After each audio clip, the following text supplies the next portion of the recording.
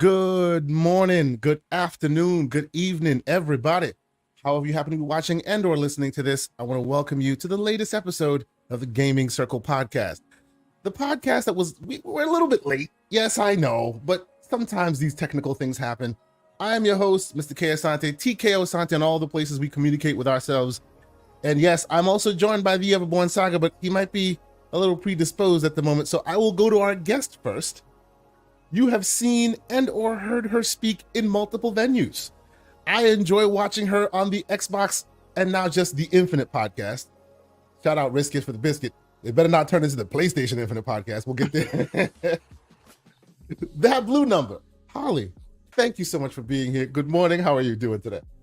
Hey, good morning, everyone. It's good to be here. Finally, I get to talk to Kay Asante and everyone on a live show so that we can dive into the stuff. I'm good. I am busy, which is great.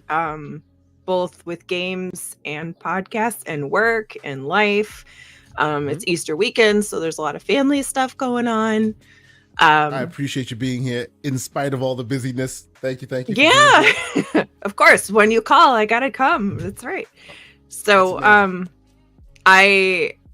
I don't know, probably just like a lot of people here, I am drilled into Dragon's Dogma 2. Been playing a ton of that. Okay, Yep. okay. Have you started it? So, yes, I have. and I have a Dragon's Dogma 2 tale that I will tell this morning. Oh, okay. It's a tale of woe, I have to say, but we'll get into that real quick. We'll get into that, and this is just we'll start right off the rip, and of course, folks, I see folks in the chat already. Good morning. Thank you guys all so much for being here. Hit the like button if you haven't done so. You don't have to do the whole host thing. But quickly, my Dragon's Dogma 2 story. So, I'm the one, like, Skyrim is one of those games where you can just go do and whatever you want and whatnot, right? And sometimes I'm the kind of person that when you say go and do whatever you want, I'm like, I don't want to do anything. Like, tell me what to do. I want a story. I want a mission, right? So I decided to follow the mission in this game, right? So hey, you know, it's a kind of a paper thin plot or whatever, but it gives you motion, moment to moment, and takes you on adventures in the woods, if you will, right? Yeah. One of those missions is finding out some secret dope, and I'm not going to spoil anything. Finding out what's going on and why you aren't where you are and who else is replacing you and all this. Needless to say, I find a save. I save my last save. I am in enemy territory, like deep in enemy territory, right? The minute I spawn in, there are people just ready to get me every time, right? So I do that 2-3 times. I'm like, I can do this. I can handle this. I do it. I'm like, and every time, like, I'm way like out of my league. Like 15 NPCs descend upon me and murk me immediately. So I'm like, you know what? The last time it saves, it kills me. It goes, do you want to return to the tavern or the sleeping place or whatever you were, right? This and I'm like, happened to me sure, too. I'll do that. I know where you're going. I'm like, sure, I'll do that. I was level 12. Now I'm back to level 2. It was the first in, right? It dropped me. Yeah, where you still had the loincloth on. Loincloth, all the way back to level 2. I'm like, so by the way, hi, that number blue, or that blue number. Sorry. How you doing? I just heard this. I had a little bit of trauma. But this happened to me last night. I'm like, no. Listen, literally the same thing happened to me. And listen, I see Sycamore's in the chat, and he is my brother in arms in this. F that game, because I want to tell you another story. So when you're doing your character creator, they don't give you any size reference, right? So you're just making it looks like you're making a normal character. My character is 4'2". And guess what? I can't start a new game. Yeah, because you got to, right? And then the same thing happened to you. Okay, I got some armor. I met the guy and the thing, and he's like, "Oh, there's a plot going on." Blah blah blah. And I'm on my way, and I said, "All right, I'm not gonna take the ox cart. I'm gonna walk to the place to see what's going on." Don't do that. So we start getting attacked just like you, and then I did go to an inn, the Stardust Inn, and I paid 2,000 whatever, and they didn't bring back my life. Mm-hmm. They only that was just there so you could drink. There's no purpose to it, right? Because when you go to an inn, it's supposed to bring back your health. So I go to the person at the counter. I said, okay, this is called the Stardust Inn, right? It's an inn. That's what they said. I paid them $2,000. I only got 300 left. So I couldn't get my health back or whatever. I think that's the inn they're going to take me back to when I say, go to your last inn. No, that doesn't count as an inn because you didn't sleep there. So now I'm back to literally my first save. Back to loincloth. And even though you've done this, 4 foot 2 inches, and I'm done. even though you've done this, and in between the inn and where I got murked, I saved copious amounts of times. Like if there was like a what do you call it? The documents folder, they'd be like save after save after save. But you don't. They don't let you save it. No, but how did you save? Itself. How did you save? I go into the settings. I hit save and continue. I go back into the settings, save and continue, and then I also save at like locations, in the middle. Bonfires. You're at bonfires. You know, I grilled the FMB steak, you know. So I didn't even know that save thing was in the settings until somebody told me a long way in. But I don't think that, I think it's pretend, for a lack of better word. It's not real? Because they it's a good thing that I watched people telling me about this game before I played it, because the auto saves, you'll see the little thing, right? The little circle, and and even the campfires are just auto saves, but they literally tell you not to rely on your auto save. Sleeping at the inn is the only way to hard save, create that manual save file, which is dumb. It's a thing. It's a thing. Shout out to MJ Dark. He says, Asante, you saved the wrong way. You had to save with your credit card info. So I like the game. I still do. I think it's doing a lot of super interesting things. I'm going to keep playing it. But oh boy, that thing just pissed me off last night. And this is last night. I was like, I'm playing. I was done. I hate the game. Done. How about that? So that game is my arch nemesis now. And I'm praying we're going to keep playing it. I'm going to keep playing it. You're going to keep playing it. There's some interesting things in that game, you know. You're really not going to go back? I am done. No, here's the thing. What level were you? I have no idea. I think I was level 8, and now I'm back to level 2. See, I was level 12, and now you could delete. I think you could delete your save file and just. You can't delete it. I tried it 5 times. Character. So what happens is, and I saw the guide on Windows Central, and they say. Delete your manual data, and then when cloud saves, Xbox Cloud Saves tries to bring it up, press no really fast. Cancel. But I don't know if my internet's too fast or something.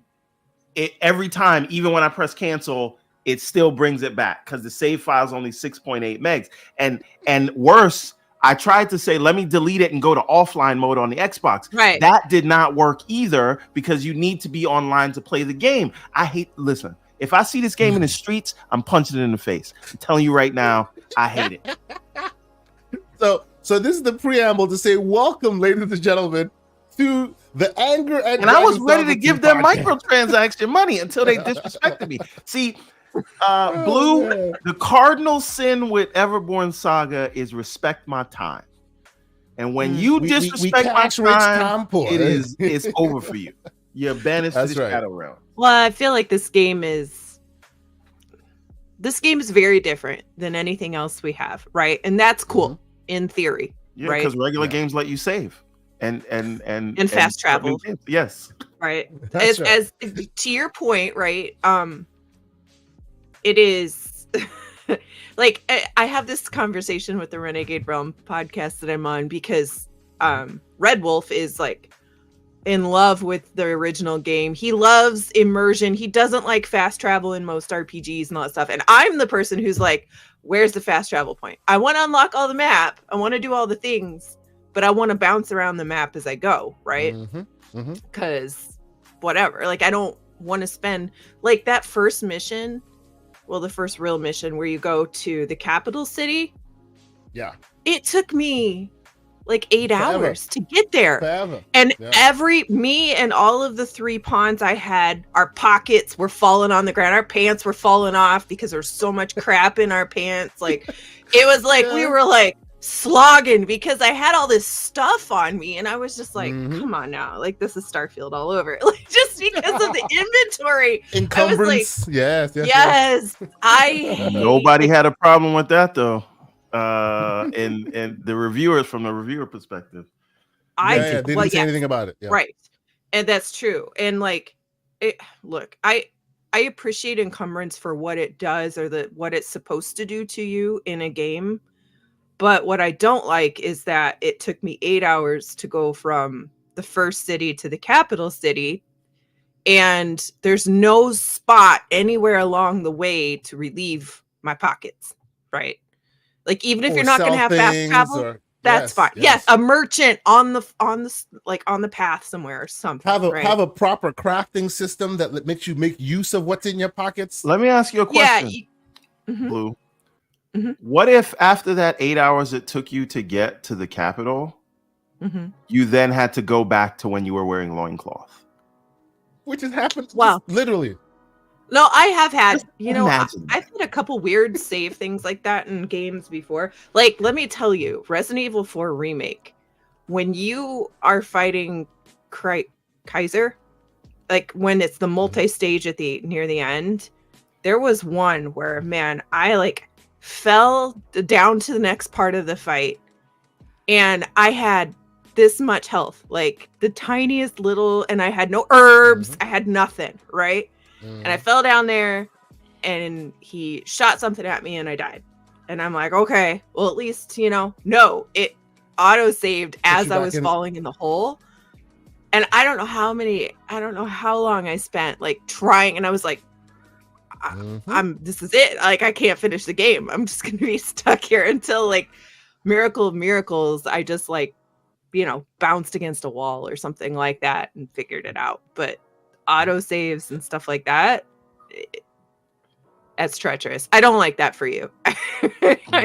So either of you. So here's where I will say the PC saves the day, because I could just and I researched it real quick. I can just go back into the game where I am loincloth status, turn on Remod, and go 11 experience, enter, and I'm back.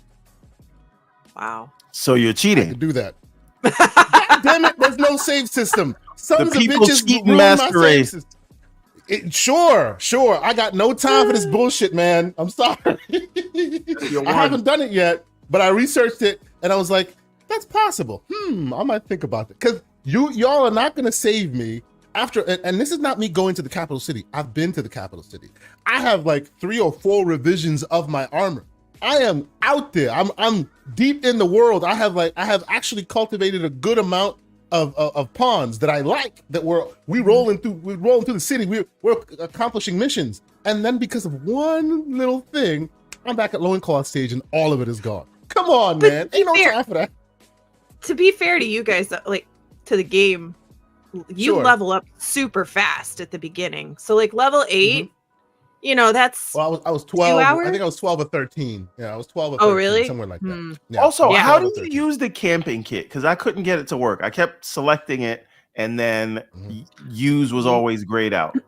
Oh, don't talk about the camping kit now. The camping kit, I was able to use it. I set it up. I'm good. I'm in the woods. I'm with the pawns. But how do you use it? You have to do it at a fire, at a campfire. Like, you go. That's right. You go up to make camp. You say make camp at a campfire. You can only do it at a campfire. Yeah. Okay. Yes. Yes. And one of your pawns or you have to have it in your inventory. And they're reusable unless you get attacked while you're camping. This is my point. So I secure my whole situation where we only have one, and that camping kit is effing heavy. I'm just saying, but it's okay. It is because my pawns got it. It's all good. And there are different ones. Secured the area. Yes, there are multiple areas, right? We grilled the FMV steak. It's beautiful. It's delicious. We go to sleep 5 minutes. And by the way, what I think is super cool here is like you have to go to sleep because now, no matter how much potion you drink, you only have that much health because you're tired, right? All of these systems, it's so amazing. We're asleep. All of a sudden, the damn trolls show up. The trolls show up, and they completely ruin my sleep. I'm like, oh, sons of bitches. Okay, let's go fight. We finished fighting. Both my camping kit gone because they interrupted it while we're in it. And secondly, none of my saves returned because they interrupted our sleep. So there I am with my 3 pawns and me with this much health with nowhere to sleep anymore. I'm just like, son of a... Anyway. Well, the camping kits are really also turning into the Dragon's Dogma hate podcast. It is, I'm sorry. But that's cool because there's so much in the game that's like unique, right? Because you wouldn't talk about it if it wasn't unique. Absolutely, absolutely. There's different camping kits that weigh different weights, though, too. Yes, so, there are heavy ones, there are light ones, and they give you different things in the world. Like when you set them up, they look really cool. Like that FMV steak is amazing. It's literally a steak that they took a video of, and you're just like, is that graphics? No, it's a video of real steak being cooked. It's really cool. Anyway, but let's say hi to all the great people that have joined us. First and foremost, Sith Lord with $2 super chat. He says, my girl TBM, both our teams are off to a donut start. Good morning, sir. Hope all is well with you. Of course, MJ Dark, $2 super chat. He says, can Everborn upgrade his Ouya of a PC?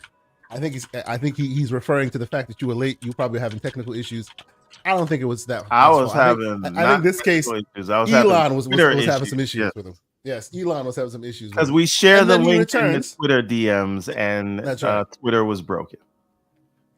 Then he returns and says, MJ Dark again with $2 super chat. He says, K, did you pay the $3.99 to keep your level, keep your current level?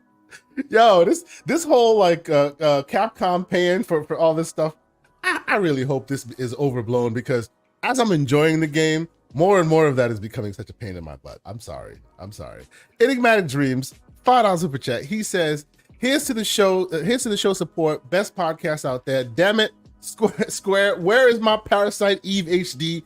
I'll never give up on my crusade. Also glad Blue is here. Thank you so much for being here. Appreciate you, man. It's really fun to have her here, to have you here. Thank you for the support. And of course, Sith Lord again, $2 super chat. He says, TY Everborn for saving me money from buying Dragon's Dogma 2. You're welcome, damn, son. And then of course, I had to call this out because Zell in the chat says, hi, if it's not the world famous Play Night developer KSI. Oh boy, yes, that blew up this week as well. Yes, thank you so much for being here.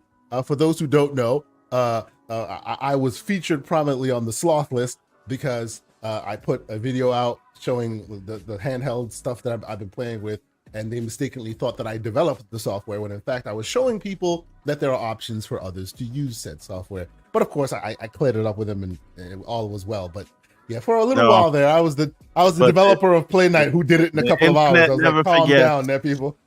And henceforth, the internet also doesn't get it accurate most of the time. Right. And henceforth, you will be known as Mr. Play Night. As the man, that's Mr. Play Night. I can be Mr. Play Night as long as you don't say I developed it. I'm fine. No. You're the creator of Play Night. That's it. You coded it in a few hours. J Mac is here and he is amazing. He has gifted 5 members. Thank you, brother. I appreciate you being here. We got to reconnect. It's been a minute since he and I joined a nice Xbox live chat and played some games. Brother, I hope all is well with you and thank you so much for your generosity. This is so cool. Thank you so much for being here. So, we've been hating on Dragon's Dogma 2. I know, people have love, people have hate, people have this hate-love relationship. I will continue playing it. And damn it, if I have to use WeMod to supplement my enjoyment of the game, I will do so because they're wasting my damn time. But needless to say, any other games, Blue, that you've been playing that we want to talk about? Oh, it's okay. I started the Dragon's Dogma thing. It's hard to just say I'm playing Dragon's Dogma and not have a comment. Whole thing. Yes, indeed. Yes. Yeah, I really like indies. So I bump in and out of a lot of indies. I'm still trying to finish Dredge. Yes. I love Dredge. Here. What you playing? Yeah. Dredge. I'm still trying to finish it. It's such a beautiful game, but it's one of those you just kind of want to be in a mood and chill. And go dredge, and I'm an engineer, so dredging is kind of right up my alley. I'm a nerd. But also I was gifted Supermarket Simulator, and I was like, oh, this is gonna be great. I downloaded it on my Ally, and I load in and I walk around and I can't interact with anything because it doesn't have controller support. And I was like, oh. So it's weird because you can use the sticks to walk around and do everything, but then when you actually want to go up to the cash register, nothing. So now, anyway, the Ally does give you controller mapping capabilities where you can turn keyboard buttons into button presses. So you could kind of get around that. Am I wrong? Let me try that. I didn't think about that. Because you can take every keyboard and map it to, so you might be able to circumvent that, but by default, it should do that. That's terrible. That's weird. Yeah, I'm kind of surprised in this day and age, right? Yeah. Somebody is launching a game without controller support. But yeah, that's a little especially a game like that, right? Anyway, so I'm excited to play it. I just really didn't get anywhere. There's a really great Game Pass game right now I've been playing with some friends called Played Up. It's a little tiny, like 1 gig game. It's kind of like Overcooked, but more serious. But it also looks like Fall Guys. It's okay. It's a ton of fun if you're ever looking for just a goofy, like, get together and play game. It's online, which Overcooked is not unless you have the right edition. So that's why we wound up with this game. And actually, it's really super cool. It's hard. And I'm looking at gameplay for it right now. It looks pretty cool. Interesting. It is. It's fun. It is. Yeah. Okay. So it's like online hardcore. Like if hardcore. That's like the lobby area. You pick a map that you want for your kitchen. You pick a location. They'll have like Alpine country, city as an exterior. A little bit. Yeah. Let's see. Yeah. And then interesting. Like you have front of house, you can move your kitchen around. There's different recipes that you can choose at the start of the game, which one you want, you unlock them. At the top there, you see like the little stars and the little bookmark. Those are like milestone days where you add an extra thing to your gameplay, like you add tea to serve or something like that. So it's really, really difficult because if anybody gets mad and leaves, you're done. You're done, yeah. Now let me ask you 2 questions. One, most people are they're notorious for saying that Overcooked is a way of basically ruining relationships. How is this in that? This one can get just as hectic as that too.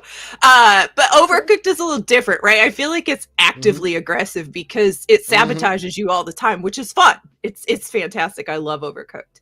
But this one is not about sabotaging you from the game perspective. It's that you just sabotage yourself because you didn't buy an extra dining table or okay. Right. Okay. Yeah. Cool. And 2, have you played Dave the Diver?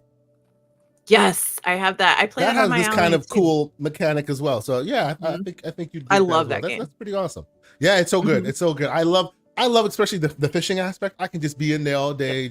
I love that. It's tranquil. I really enjoy it. It's cool. It's cool. Excellent. I've heard of this, but there's so many games in Game Pass these days that I used to be like, I have to try everything. Now there's just not enough time in the day for all that. All of that. So okay, that's very cool. Mr. Everborn Saga, sir, I know you had some games you wanted to talk about. What have you been playing today? So, firstly, since we finished season 2 of Halo recently, it inspired me to go back to Infinite. Now, I'm well on record. Halo Infinite. Real quick, Paris Lily's living in the future. He's watching us on his face in the Vision Pro. Shout out to you, good sir. All right, Paris. I want to be in the future one day. We shall see. We shall have Paris Jetson. Very cool. So yeah, I went back to Halo Infinite. Now, this is not like some big surprise because I loved the Halo Infinite campaign, and the worst part about it is that it didn't continue. Excellent campaign. But when I played it on normal. So I said, every other Halo game I've played on like I've played it normal, I've played it heroic, I've played it legendary. I get those things. If Halo always has my most play count hours of any like franchise. So I went back to play Halo Infinite on Legendary, inspired by watching the show. An Eat Fresh guy is pulling because the cards, the game was amazing. How about that? It really was. It really was. And we're not going to sit here and look like it wasn't visually stunning. Like, go and play that game again. So I've been playing that. I'm at Tremonius right now. That's the first real boss you get to before you get to the surface. He is kicking my ass at the moment. Has killed me more than 20 times. So yes, sir. No, because he can one-shot you. Right? Yes. I was running around the whole station over and over again and hitting him with pop shots and then running away. That's the only way I got it. His shield comes back. And that's the worst part about it. So like you have to get away from him, because if you bring him down to the corridor, he's going to keep shooting at you. So you have to be around the corner, but then he's going to advance and you can get the shots off and you can get his shield down, but then he's going to come back at you after you get his shield down. Now he'll be ready to shoot again, and he's going to hit you with those three rocket launchers, and he shoots it 3 times in a row. I'm counting this. So you have to back up or he's going to one-shot you. And by the time you back up, then his shield is going to be back, and it's very hard to game him into waiting long enough not to hit you. So that's kind of where I'm stuck right now on Legendary. The other thing that I started playing, and I had to stop it because I'm like, you know what? I'm going to put this down and go back and play it with the missus. Okay. The Quarry, since it just came on Game Pass, very, very good. And we're like horror fanatics in this house, in House Evermore. So we try to find a new horror movie to watch every Friday night. And I'm like, what if we just did this interactive horror movie thing? Because it's not really a game. Yeah, it's a horror walking sim, if you will. Yeah. Right. So I think it'll be fun that we can like interact with it a little bit. And so we're gonna try that tonight. But like I did the prologue, and then when you get to the camp in the beginning, I was like, you know what? I'm gonna save this. We're gonna start it over tonight. I don't know. Is there nudity in it? If there's not, that the reason I ask because I want to bring the kids. With the kids, they can handle curses, but we don't really do the. Yeah, we don't want to do the. Yeah, I hear you. Yes, I hear you. This is why I can't play the Stellar Blade demo in the living room. I was about to talk to you about that. Because I had an experience with that as well. But yes, people in the chat, if you played through the Quarry, please let us know. Is there moments of don't have your children here situations? I don't care about gore and I don't care about curses. It's just I don't want any like Any I feel you. He's got teenage kids, Yes. Yeah. Please. Yeah. Real fast, since you're a horror fan, have you tried Outlast Trials? If you're looking for a co-op game. Outlast Trials? Trials? It's like my game of the year. It's so good. Is that connected to Outlast? It is. And I'm not a big, like, I watched people play Outlast, but I didn't play it because it wasn't my style of horror. But Outlast Trials is such a good co-op game. It is absolutely fantastic. There's nudity in it, not the fun, cute kind, right? But the gross kind. So watch it. Yeah. But it is the best co-op horror game I've ever played. Is it? Is it first person? Yes. Because Outlast was okay. Yes. Yeah. I think I heard. What's his name? Randall Thor talk about it, and like the first time he starts playing it, a dude shows up and full frontal. It's kind of the whole thing. Yeah. But yeah. And I'll say, like, stick it through the tutorial. The tutorial is kind of long. It's like 20-30 minutes, but the actual game itself is not really at all like the tutorial. And when you're playing with someone, it is it's so good. It's hilarious. So here's the other thing about Stellar Blade for me. So let's talk about that. Yes, go ahead. I could play in the living room, but then there's kids here, so that's gonna be awkward. And then the Trust other me, there's questions to be where I asked at that do point, most of my gaming, right, is after the day's over, everybody's asleep, and I have a PlayStation and an Xbox and a Steam Deck in my bedroom. The missus falls asleep, and I'll either turn on the TV and I'll start playing. But if she wakes up in the middle of the night with butt ass naked Eve on the 55 inch in the bedroom, she's gonna be like, "What the f are you doing?" Yeah, bro. Same exact thing happened to me. I gotta find the right what time I ended to up play that game.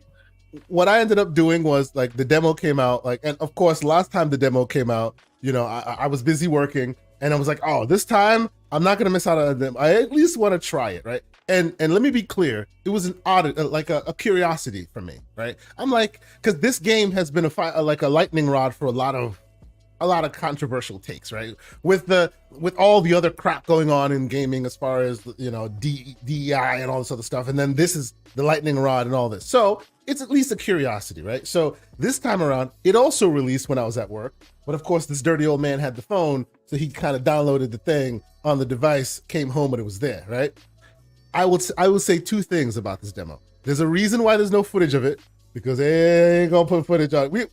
As I say, we are a Saturday morning cartoon. We like to get to the line and not over it. Speaking of Saturday morning cartoons, I've been watching X-Men 97 with the kids, and I've also been watching Dragon Ball with the kids. So we'll talk a little bit about that in a little bit. But yes, we go on the line. We don't go any further. And I had a feeling that this one would kind of push us a little too far in the opposite direction. So I had to pump my brakes and not show any footage. But what I will say, Everborn, the game is actually beyond the jiggle physics.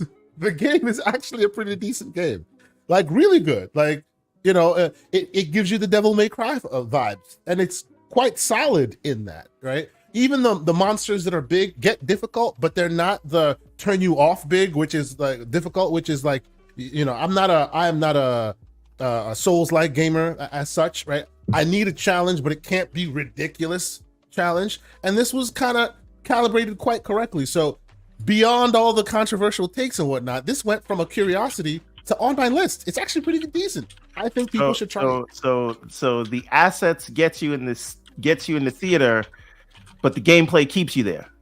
I'll actually say the assets were what was turning me off of it. I kind of feel like a dirty old man playing it. I'm sorry. I kind of do. I couldn't put it on the 55 inch, like you said, right? I had to literally use the Steam Deck and do Chiaki so I could play it here, because ain't nobody trying to explain out myself. You know what I mean? It kind of counteracts. If it happens, you just can't explain it. You just got to say it is what it is. You know, it's like watching risque material while you're in a plane, and then somebody's looking over like, you know, you can't explain yourself. You just gotta kind of zip it. And obviously, I'm here with wifey and 2 kids. Ain't nobody wants to explain that stuff. So it is on my list. But it may be one of those quiet games that nobody else sees me playing. You know what I'm saying? But yes, it is quite good. It is actually genuinely good. If it was all about the voluptuousness of it all, then it would have been just like, oh, okay, I see what they're doing there. But it seems like the team that made the moment-to-moment gameplay really put in solid effort. It looks good. It plays good, right? And even the graphics look pretty great, right? And yes, check the idle physics and all this stuff. People are putting a lot of crazy things on the internet because of this game. It is what it is. Let me ask you a question. Do you think there's any chance, if this game does well, we see a what's it called type of situation, a Returnal kind of situation, where Sony brings them in first party, brings in Shift Up? I mean, like, so historically that has been their move, and we'll talk more about that too, because it's looking like a shift on all angles. But I'm trying to not use any historical evidence to inform my future thoughts on this environment, because everyone, even PlayStation, Xbox, everybody's talking like, oh, it's a new day, different things. Like there's a lot of shifting going on. But historically, yeah, I wouldn't be surprised with that, right?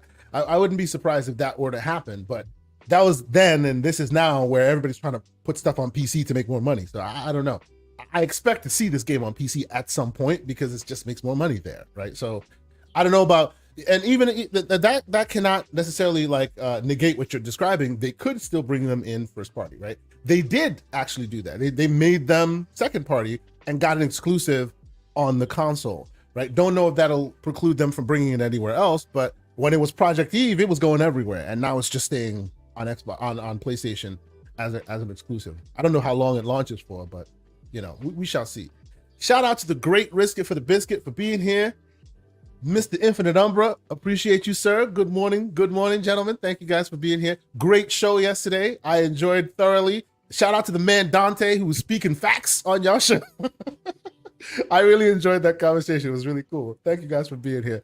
But okay, so Everborn, I want you to play Stelly Yams and report back, because I have a feeling you will agree that if you at any point liked any of the Bayonettas or the DMC Devil May Cries, this is really much in line with that. They seem to have done a really great job from that gameplay perspective, which I think is far more important than any other superfluous stuff on top of it. So it's great that at least we have that. So real quick before we move on to the news and all this other stuff, any other games you've been playing, Everborn, you want to touch on? No, just Halo, The Quarry, and Dragons Dragons my time Dogma too. Yes. So okay, I will quickly say I have been playing, as you know, I tend to go from all angles here. No Diddy. And that is a thing, by the way. Oh Lord, forgive us. That is a thing. Anyway, yesterday I found myself playing a little bit of Helldivers 2.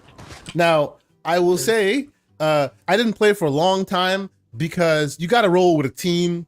If you don't, the game gets short. It's fun, but it's not it's not for me anyway. And this is just the training level. For me, the fun of it is the people you play with, rather than the repetition of go and destroy this, go and find that. It wasn't as it doesn't keep you there if you're not playing with people you're chatting with, right?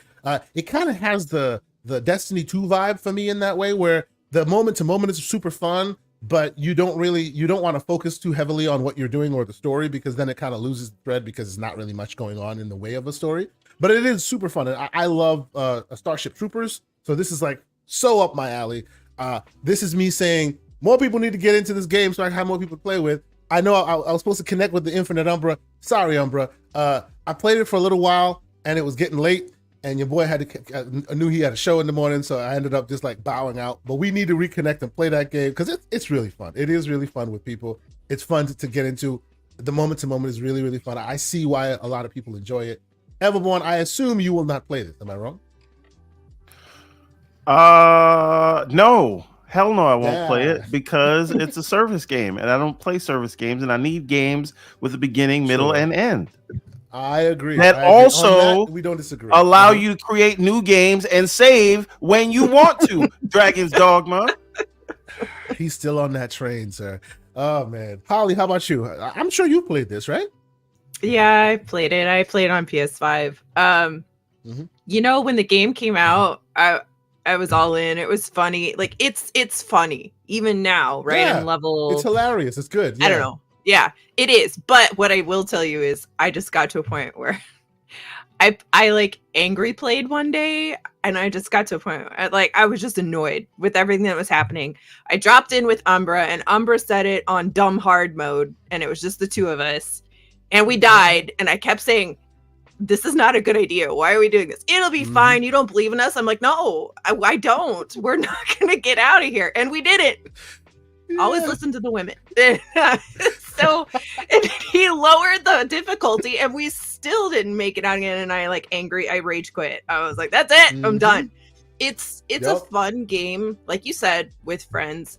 My issue with it is just too repetitive. That's the thing. Yep. Yeah. That's the thing so far. Yeah. I agree with you. I play with a few people as well. like you end up just running away from big, huge monsters constantly. I'm just running, shooting back, running, and then you dive, and they got you. Oh, they got your leg. You get the stem up. Oh, you're back up. The monsters are all around you, and somehow they haven't killed you yet. You gotta run away from, like, the whole game is just you running away from huge, ridiculous, scary monsters. And of course, I'm doing this at 1 o'clock in the morning. My house is asleep, and I'm just like, it's crazy. It's just ridiculous. And they don't, like, in a lot of games, you get kind of out of the zone of the NPC and they'll turn around and go away. These don't. They just keep coming. So they will follow you to the end of the earth. Trail. Yes. And you wind up with like an army behind you. And you're just like, all right, kill me. And if you don't have friends, who are playing with you at that moment, and you don't have a team who knows, okay, I got the shotgun, I got the rocket launcher, you're just like running the whole game. How do I get away from this one? How do I get away from? And if you're looking behind you, you're missing the one in front of you that's just about to snap. Like, it's just crazy. Yeah.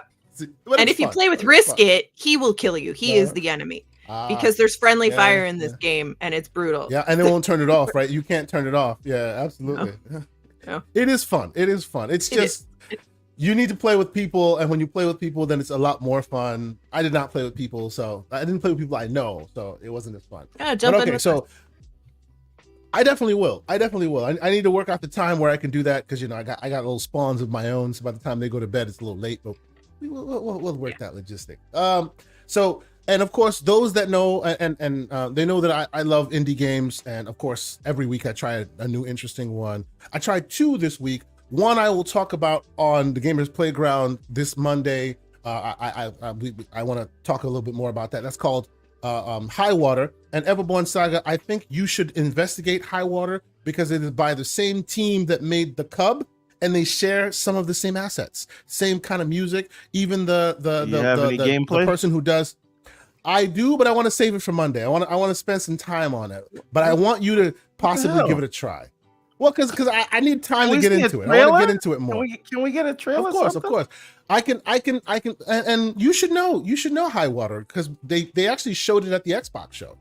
You don't remember that they had an Xbox show where they showed a game called Highwater? It, like, the name came up, was super familiar to me when what, a recent show at the partner showcase? Yeah. It was a recent show, very recent show actually. Yes, I was probably too busy thinking when it was going to come to PlayStation.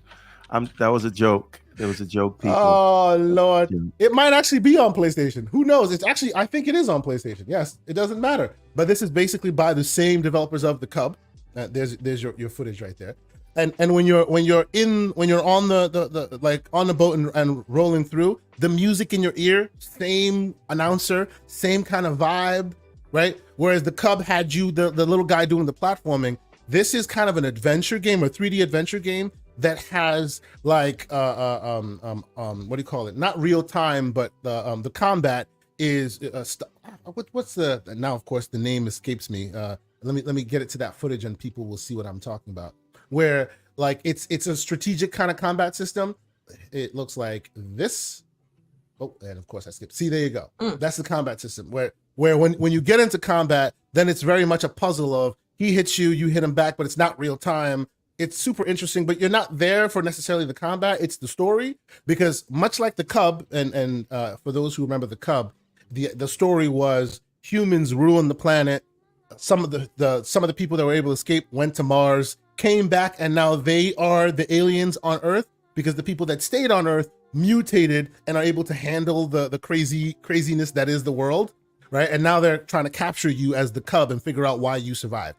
In this one, the world was all but dying. Every place is full of water because there's flooding everywhere. And you find out that the rich people, this is before you go to space, you find out that the rich people have a rocket that's taking them to Mars, right? So you're trying to sneak your way onto that rocket ship to get there before the world ends. So this is the prequel to the Cub, but it's the same kind of energy. Super interesting. The vibes, it's about 7-8 hours. I really like it. Like, we'll talk more about it. I want to finish the whole thing before I talk about it, but this is what I've been playing as well. Highwater. It's super interesting. I really think that this team is doing something interesting here. They're iterating on games quickly because the Cub just came out and now this is coming out, and I think it's a really interesting kind of style that they're evoking here. So people should check it out. It's called Highwater. Shout out to the man Boxenberger for joining us. Good day, sir. It's been a while. I hope you're doing well.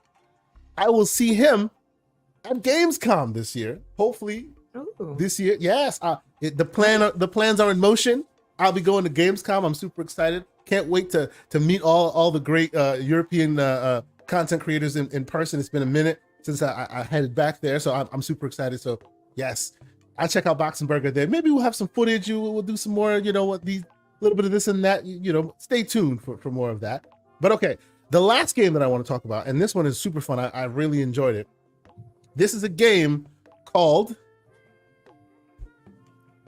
See, now of course I'm losing the thread on the name. Hold on here. It's one of those really weird names. There you go, Pepper Grinder, and it's so weird. Like the last game that I really enjoyed was called Cookie Cutter, and this one's called Pepper Grinder. it's evoking that indie energy where they put two interesting words together, and you're like, oh, what is this about? The reason, and shout out to the man MJ Dark, Mr. Joanna Dark, for putting me onto this. What an amazing game. Like, if you see this game, and obviously it evokes 2D style, pixel energy, right? What this is the mechanic from, we'll say, if you've ever played, what do you call it? Oh, geez, see, my names are escaping me. Like, there's one key mechanic in this game where I say they pulled it from a very famous game that you will see, and as soon as I see it, I'll remember. Like, this is the opening of it, and you grab this. That basically you're chasing, somebody's chasing you. You grab this grinder, and in doing so, you now have the power to grind through multiple levels, right? And it's really interesting how they use this mechanic to its fullest capability. Thank you, Mr. Joanna Dark. Ori, if anybody remembers Ori and the Will of the Wisp, or Ori and the Blind Forest, the late game of Will of the Wisps is you having the power to basically burrow through the earth and find things. That small, cool mechanic they did, this game takes it to the nth degree. Like, the whole game is you grinding through and using the momentum of it to either like take out enemies or get coins, as you see. It is, and the locomotion of it is so interesting. Like, it is such a very interesting premise. The first thing I thought of when I said is, like, Ori made it a hot line, these guys made it a hot song. Like, it's really, really good. Like, and you can tell they spent a lot of time honing the energy of that locomotion system. So much so that they take it, like, the later part of the game, they really, really like take it to its logical conclusion, and you can just do so much with just this mechanic. I love the way the art style looks. It's very pixel energy that I like so much. And of course, as I am a handheld gamer, this thing sips TDP and can run basically forever on most handhelds. So I've been playing this. It went from demo form to a full version this week, I should say. So ever since it came out, I've been playing this. This has been my in between games game all week, and I really, really enjoy it. The mechanic just does not get old, and it quickly becomes a question of, how do you get to that height? What do you do to traverse certain things? There's so many very, very interesting ways that they make this thing useful. So another thing that Everborn Saga, Mr. I am developing 2D game, I'm developing indie fair. You really should play this. It inspires that creativity. You can just feel that indie energy in this game. What do you think, Everborn? Have you seen this before? I did see it. Yeah, I mean, it's like a game based on that one mechanic of Ori. It seems it's a little reductive to say that, though, because they do expound much further than Ori ever did on the mechanic. But please continue. Yeah, but I mean, I'm just saying, like, they made a whole game out of it, right? So you would have to expand. I'm not taking away from them and saying that. I'm saying that's what I thought the first time I saw it. Like, it seems as though it was inspired by that mechanic. Although I don't know that we can really say that, because that Ori wasn't the first people to do that mechanic. True. Yeah, true. Yep. But nonetheless, it looks very interesting. I'm gonna check it out. How about you, Holly? Has this hit your radar? Or I know you like indies as well. I do. I've never seen this one. It's interesting. I just added it to my wish list because I've got a few others to get through. But it looks cool. When I started watching, I was like, this is perfect for a handheld. That's what I was thinking. Yes. It plays great on the Ally. Like you can put it to like 10 TDP or even less, and you're still 60 frames or more. If you put it to like 10, 15 TDP, you're like at 120 frames. Like you are solid. It plays great. It's awesome. If you have an Ally, this should be an ally to your ally. It's great. It's very cool. You'll like it. But yes, this is what I've been playing. People should check it out. If you haven't checked it out yet, I really think it's worth your time. J Mac with a $2 super chat. He says Marvel Rivals looks pretty good. Let's talk about that for a moment. Thank you so much for the support. Marvel Rivals. Holly, have you seen Marvel Rivals? I did not. I'm kind of. I'll pull that up. Yeah. Sorry. So I know it came out. No. It was a big deal, but I'm kind of superheroed out for the moment, especially on. Yes. Please. Yes. And that is a valid point. Please speak on it. This is and while you speak, I'll tell the folks that this is kind of and this is also reductive of my point. First thing I saw was it kind of felt like Overwatch, but with Marvel characters. That's what I'm sure that the gameplay is a little different and probably more interesting. Yes, it does seem like it is a service game, and you are Marveled out, huh? Superheroed out. I mean, I like them. We've had a lot of not so great entries lately that I'm just kind of a little overly cautious with all of it. Like the Amy Hennig game that was announced looks fantastic, but I'm just kind of like, we'll see. Like, I'm sure it'll be great. We'll see. I don't know. Excellent. How about you, Mr. Everborn Saga? Have you seen this? I saw it, and yeah, I mean it's Overwatch, MCU, right? But what's wrong with that, right? Like, no, there's nothing. Everybody. My question is, why hasn't it happened already? It should have been. It should have been. No, I mean, I don't know. I don't know if it's gonna, because this is not an easy kind of game to make and make sticky. So I don't know if I saw anything here that looks like people, because like the fact that it's not a shooter, it's like a melee game for the most part, I guess. Yeah, they say that makes it more comparison to like Paladins rather than Overwatch because of the melee focus. Yeah. But I mean, there are so many thousands and thousands of Marvel characters, so this could literally go on forever. I like the concept of it is cool because it's almost like it's like a battle world from the Secret War. Well, I don't know if that's Battle War, but you had the Secret War saga. Galactus is up in here. Hot shit Galactus. Let's just pause a moment. Yes, continue. In Secret Wars, I think Dr. Doom had brought everyone into this world he created, and they all had to fight each other. So it's a decent premise, although this looks like it's taking place in Asgard, just by the architecture in the background. Again, which is fine. So I don't care about service games at all, so this is not for me. But again, I am no longer in the 1834 marketing demographic, so I have to understand that not everything's going to be for me, and I respect it, and I think it could do well.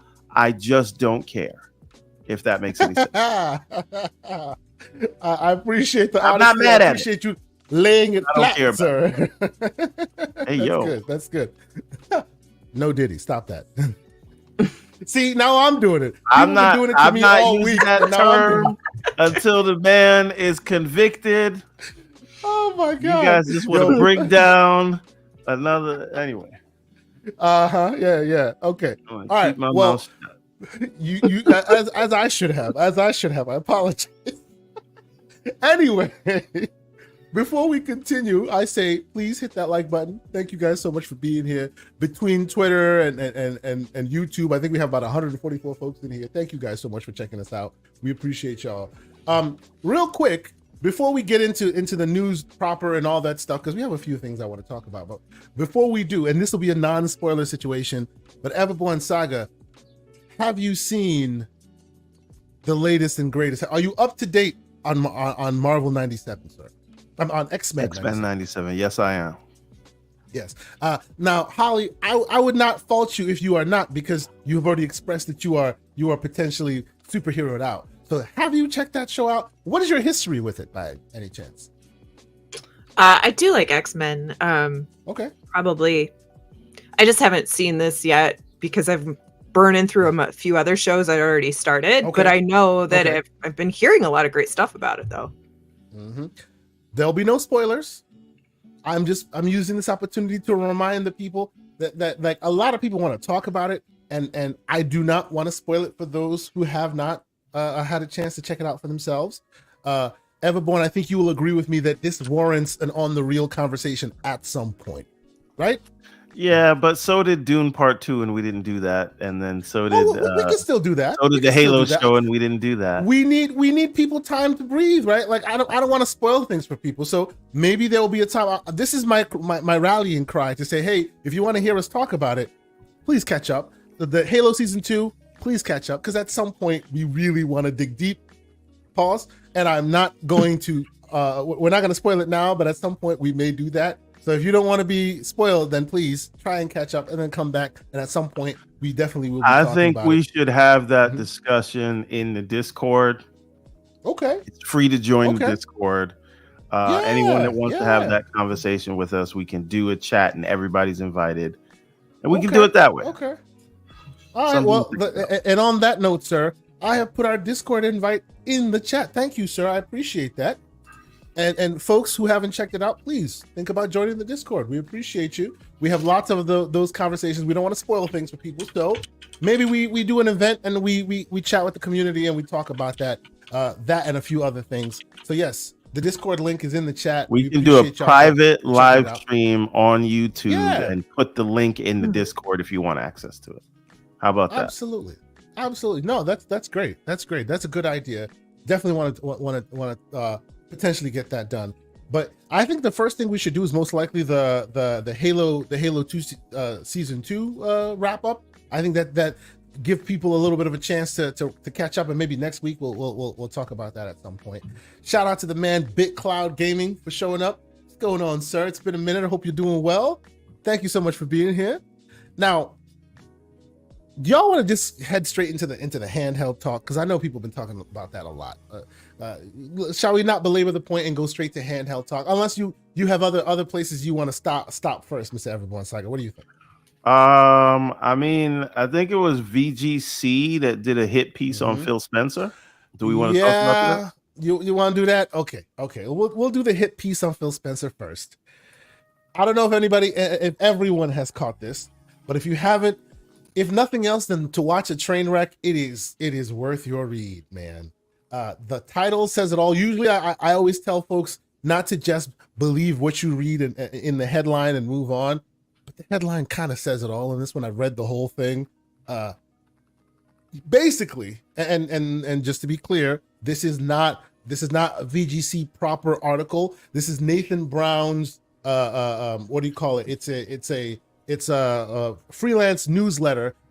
He's an former Edge editor, and they take his newsletter, his opinion pieces in the newsletter, and they posted it on VGC. So it's not like VGC properly saying so. It's VGC giving Nathan Brown an opportunity to be on their site to give his opinions. And his opinion is that Phil Spencer may be miscategorized. He was the savior to many, but he may be the one who actually kills Xbox. And why? You know why. We've heard this in many shapes, forms, and fashion. We've heard it in the DMs by some of the great community members that we chat with. Basically, why are you upsetting the apple cart? You upset it too much, and now the apple cart's gonna blow up.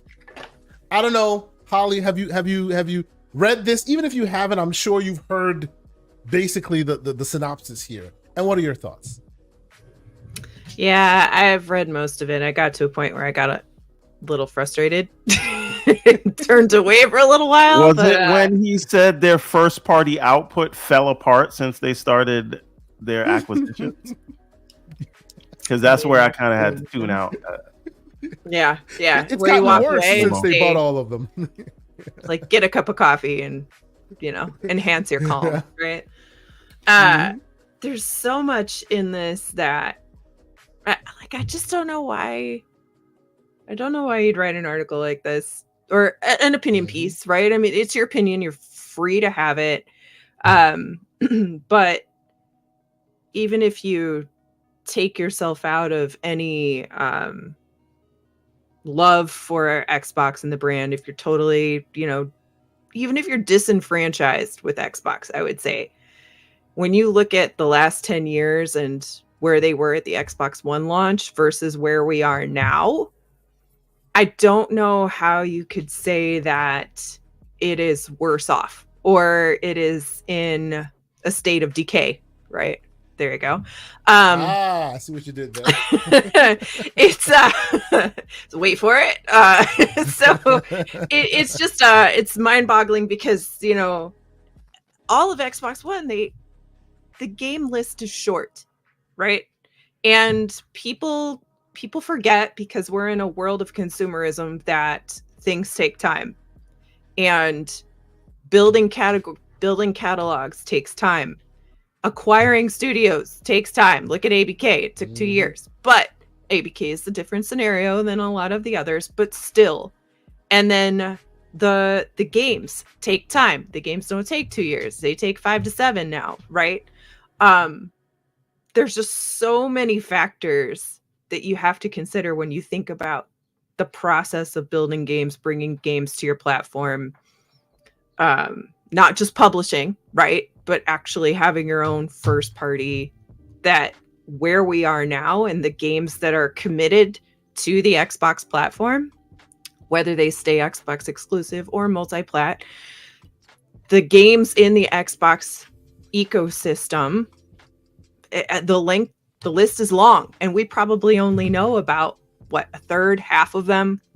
Who knows, right? There are plenty of others that are happening. So many code names floating around. Yeah. Yes. And DLCs and expansions and all of the other things for what we already have. And when you look at what Xbox has now versus even just in 2024, and this is the first year of their one every quarter idea. They missed it the first quarter, but I really thought that Starfield was going to be the first one where we were like, okay, it's off to the races. Let's go. Right. It's going to be one every quarter. And then they kind of missed the boat on spring for other reasons. I think Towerborn was supposed to fill that and it got delayed, but it really is there. And there's no reason why anybody has there's no reason why you have any doubt on, or you should have significant doubt on the fact that this is the plan. We're seeing some other things change in the industry, and nobody really knows what the vision is on where that's going to go. But Xbox is a business, and they're here to grow. They're here to make more money, and they are doing those steps that they think that's going to happen. So how Phil is degraded Xbox, I just don't see it. Even Phil talked about, it's one of the points that the author wrote was about the macro blaming Xbox's state on the macroeconomics is just like, I mean, it's not, it is what it is, right? And Phil doesn't define the market. He has to work within it. So I think we all are very aware that console gaming is niche, right? There's way more people on phones, tablets, handhelds. These days, if you count Switch as a handheld, you could count it as a console, but you very actively have to count it as a handheld as well. Look at the size of that market alone. So I'll just stop now. And certainly, there's other missteps. I'm sure there's been missteps along the way. Some probably that we don't know about, some we've seen, but nobody's perfect and no company is perfect. Sony's struggling now with their gas games, right? So there's a lot of ebb and flow with the business, and you can only do as well as you can predict. And that's where you falter. Yeah, absolutely. So, real quick, everyone, I'll let you go. This right here, and they put it in big bold print at the bottom, but I actually think they should complete it with this last part. That was wild to me. That's when I knew it was a hit piece. And for those who can't see my screen well enough, it says there's one lesson we can take from the Spencer era, and that's That's that you can enact all the disruptive change you like, but you cannot disprove the industry's oldest truth. Great games sell consoles. And then he says, $100 billion later, Xbox still doesn't have them. Everyone, what are your thoughts about this article? I mean, this is a stable fever dream, right? A fever dream from the stables. But to Blue's point, you know, something to consider when you acquire these things is it's not just acquiring them, it's integrating them. So as long as ABK took, just imagine even longer to integrate. So, and I know there were, you know, we had the whole plague thing going on, so that put a wrench in everything. But you have studios that were acquired in 2018, and they're only just getting ready now for us to see the fruits of those, right? And then with Bethesda, they're still being integrated, and what you're getting from them are games that were already in their pipeline. So we have not really truly seen what just an Xbox Bethesda true combination looks like, and that will take time, and Activision will take even longer. So I would not say that, like, you cannot say the person that brought gaming at Microsoft to their third largest business and has now surpassed Windows. And yes, they did it through acquisition, but that means he got the company that is an enterprise company to believe in this thing that was a hobby for them before, and has strengthened it to the point where it will always be around, even if not in the form that we are so used to as bespoke consoles, right? So you can't take that away. You can't take away the roadmap that we've had since December of 2022 until now. You can't take away, you know, what's happening with Game Pass. These are things you can't take away. I am not saying this to say that there are no blemishes on the record or whatever, but this idea that gaming at Microsoft is going anywhere, or Xbox as a brand is going anywhere, I don't buy it. Now, I want to be very clear. I do not think they should put games on PlayStation, but I can acknowledge that is because I'm petty, right? It is not because I think my games are going away, or I think the brand is gonna be over. It is just because I watched Jim Ryan for 2 years try to, pardon my French, cock block this deal, and knowing that he was getting Sea of Thieves anyway, and that there was no chance of him losing Call of Duty. And so they did that. So to me, like, you know, where's the karma? You don't get anything, but that doesn't mean the brand is dying. Lemon, what up? So that does not mean the brand is dying. That doesn't mean any of that. That doesn't mean your games are going away, but there are things changing, and everyone is having a conversation about how to address rising costs in a mature market. That's happening everywhere. The thing is, it looks different for each publisher or platform holder. So while Sony can say, hey, we need to do something about rising production costs, we need to widen our audience, we can go to PC, right? Nintendo says Nintendo's fine because they already had lower production budgets, but they're expanding into theme parks and more adaptations and more merchandising and things like that. Absolutely. Right? That's how they're diversifying. Absolutely, yeah. Microsoft, I can't wait for a Nintendo Land to show up in Orlando. Can't wait. Right. Microsoft now has the largest head count of any of the platform holders, right? And they have already made the transition to PC day and date. So that's not a way to grow. So this idea of embracing some of the competitor platforms is a conversation by the nature of where they are as a company. It doesn't mean that Sony or Nintendo are going to do the same thing. Maybe they will, but they've got to exhaust those other options first, right? Sony is leaning into service games. Sony is pushing heavily into PC. But on the flip side, Sony has 2 games that they develop now that are first party that go to the Xbox now. And we can say extenuating circumstances, Destiny, MLB The Show, but Marathon's coming out. And like I was saying in one of the DMs the other day, Marathon is a new game that is coming out after day and date whatever acquisition. And by that time, Sony will probably be in full control of Bungie. Are they going to put Marathon on Xbox? I would argue that they are. So they are having those conversations about where it makes sense to put things in other places. That does, and no one with a straight face is going to say that is going to kill the Sony brand. It is only these double standards, like how nobody cares about encumbrance now in Dragon's Dogma 2, but when Starfield was out, it was a whole thing and we lost points. I will not forget that. So all I'm saying is, the elusive one is in the chat with the smoke, sir. You can. That's fine.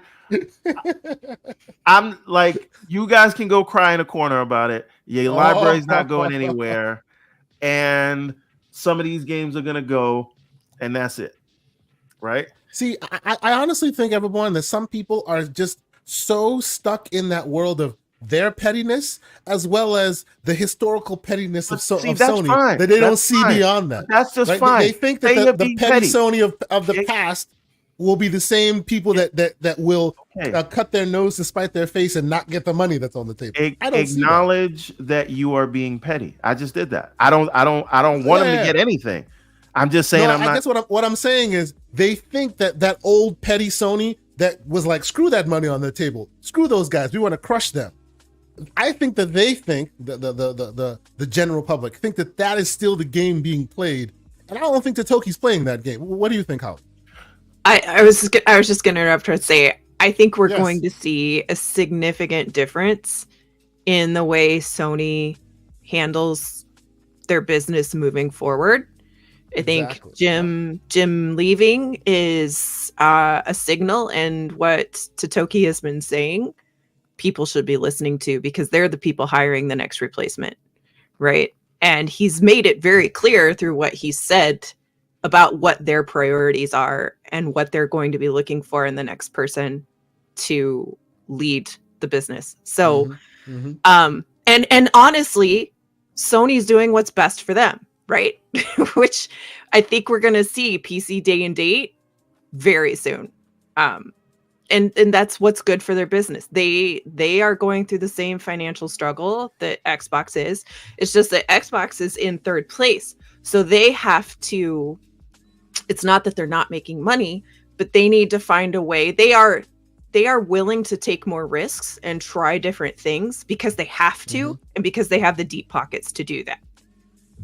Yeah, and again, as long as there's a North Star of growing the platform itself, and I don't mean the mealy mouth definition of a platform where anywhere you're playing an Xbox game is an Xbox. No, there's a certain platform and there's a certain store, and if the goal is to grow that, and you got to break a few eggs to make an omelet, fine, right?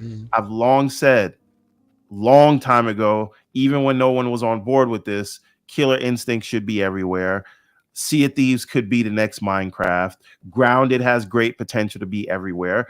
But again, that does not mean that the Halos or the Gears of the Force. Now, if those go, then maybe we can revisit this article. I just don't think we're there yet.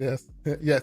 I agree with you on that. So real quick, look, this part of the article right here was so wild to me, and I don't know if maybe I'm just not reading it correctly, but they're like, okay, just as a quick example, right? And I'm paraphrasing. You should please check out the article for yourself if you haven't read it.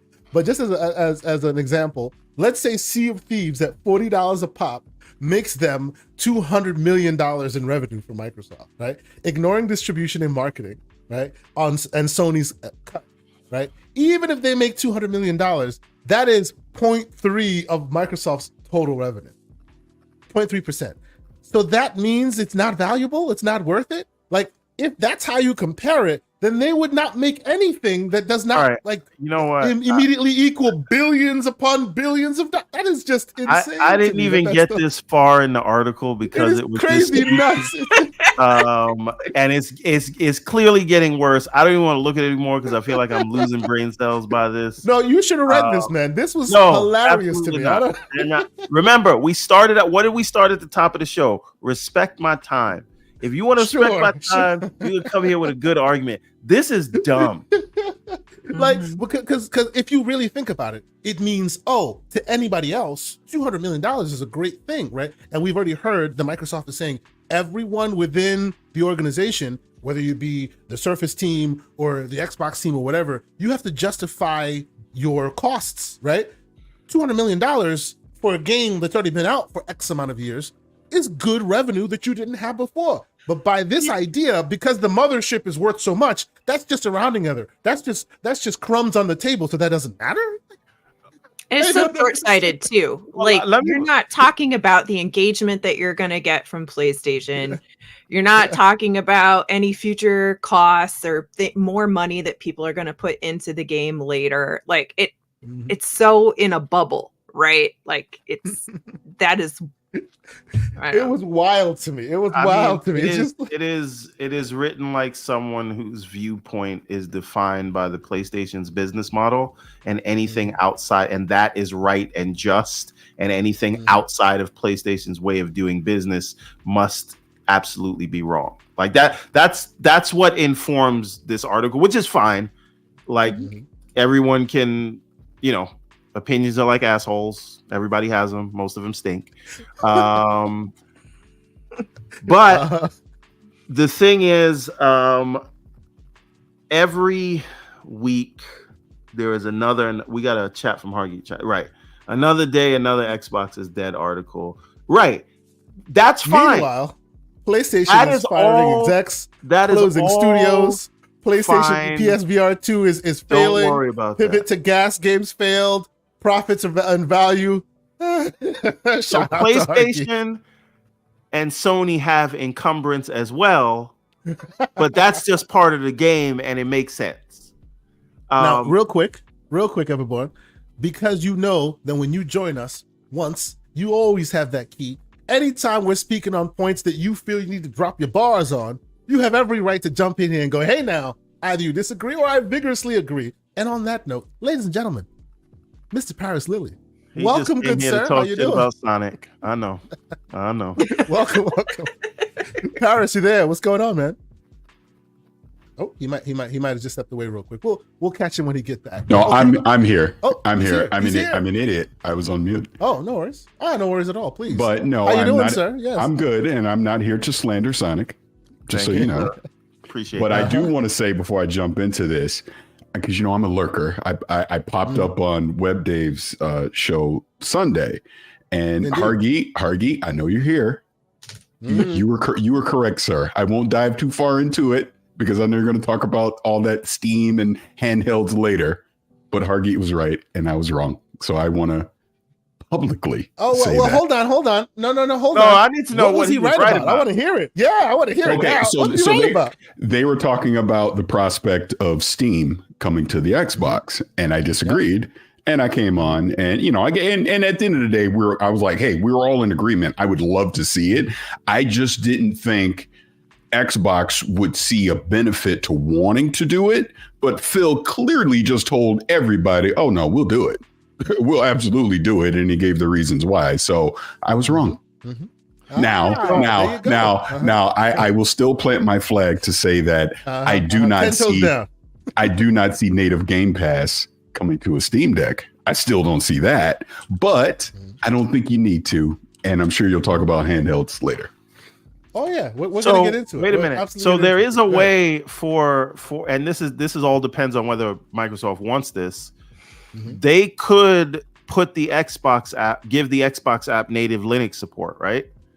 If they do that, then I think. Well, they don't even need to do that. They don't need to do that because remember, Proton handles a lot of the translation layer. You can keep it exactly as is and let Proton do its work. Most of those games are already on Steam anyway.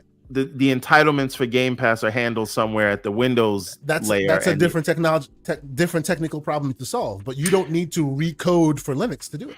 Right. But I'm just saying they have to move the entitlements for it on PC away from the Windows Store itself, and then it could work. And they don't have to ask Valve to do that because you could just go out into the desktop mode, and as long as this works in Linux, then you can add it to your Steam library. If I could interrupt to say, to be clear, when I say Game Pass native coming to a Steam Deck, sure, there could be a workaround to do what you just said, Everborn, going into desktop and enabling it. They can make it native on Linux, things like that. I'm talking about I press the button. Official support, I am exactly, and I am on the Steam on Valve's UI, and it's there. I don't think that'll happen. That's what I'm saying. I don't think that makes sense for anybody because if you did get a game on Game Pass, who would the microtransaction money go to?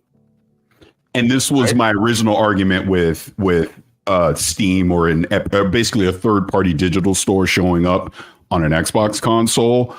But I think the way Phil explained it is, they might lose that revenue, but it would be an incentive to get people to actually pick up the hardware. And then you incentivize them with services like Game Pass and whatever to invest into your ecosystem. So I think it's the other way around. I know people interpret it like you're going to have your console like your Series X today, and you'll just hop out of the Xbox store into the Steam store. I don't think it's that. I think what he was talking, yes. I think what he was talking about was a Steam Deck situation, and just downloading the games there and adding it to your library and still playing it on your Xbox device because your Xbox device has a Windows desktop mode, but they share the same file system. Again, just like SteamOS and Linux works on the Steam Deck. So I think that is the scenario where all those things could be there. And again, the way Xbox is defined right now is very kind of loose. So if you're on a device with Xbox branding, you're playing an Xbox. If you have to go into a Windows mode to get Steam or itch.io games or Epic games, and then add them to your library in the Xbox mode so you can access them that way. Again, I'm not making this up. This is just like how the Steam Deck works today. That's how those stores will live side by side on the same device. Right. And he made a specific reference to Windows. And like I don't. The only thing about it, Everborn, is that difficulty of because right now what you're describing has a lot of parts that you manually have to account for. Yes. And I think that's what Phil is trying to do away with. Yes. It's not the DIY-ness of you adding your own store in. He wants, and I think this equals a lot of back and forth in the background that we will not be privy to. He wants the tyranny of the default to include those stores. You load one up, it loads the rest of them up. You hit the button, you play. It's not now you have the capability to go search for yourself, to go find. I love that stuff. You know I do, but that's not what the normals want. The normals want, I hit the button, it plays. And I think that's what Phil is trying to advocate. Yes. For. I'm sorry. And that's what I'm saying. Yeah. They want to simplify it. And I don't think you're completely wrong, Everborn. I think especially in a handheld scenario, I think what Phil even talked about, and I'm not trying to steer this in a different direction, so I do apologize. But what I think Phil is a way better topic than this dumbass article. So I'm glad you came.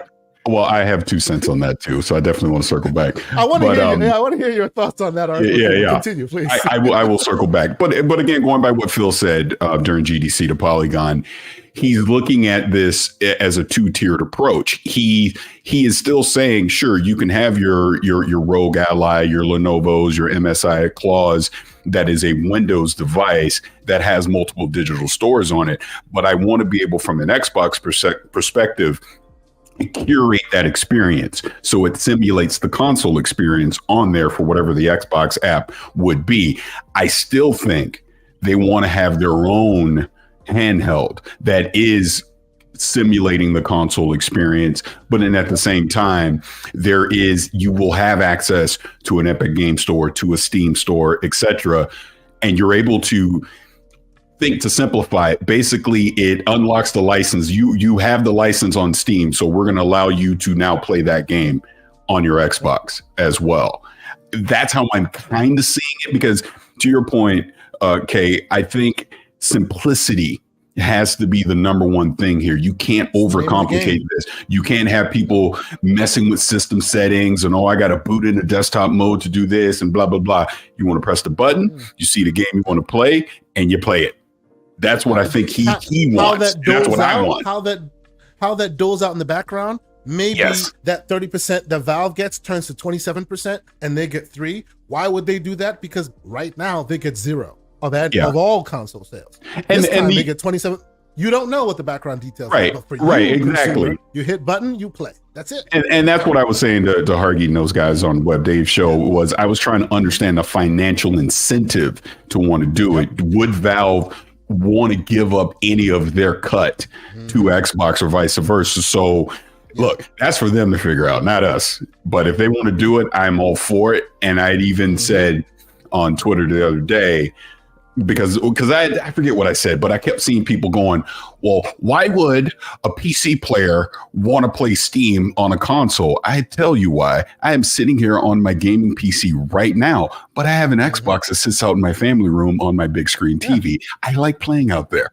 So if the games I already own on my Steam library can now be played on that console, and I have that simplified experience on that big screen TV, I'm open to that. And then it was so hilarious. I saw people saying, well, just run an HDMI cable from your PC into the other room, where I was like, no, I'm not doing that.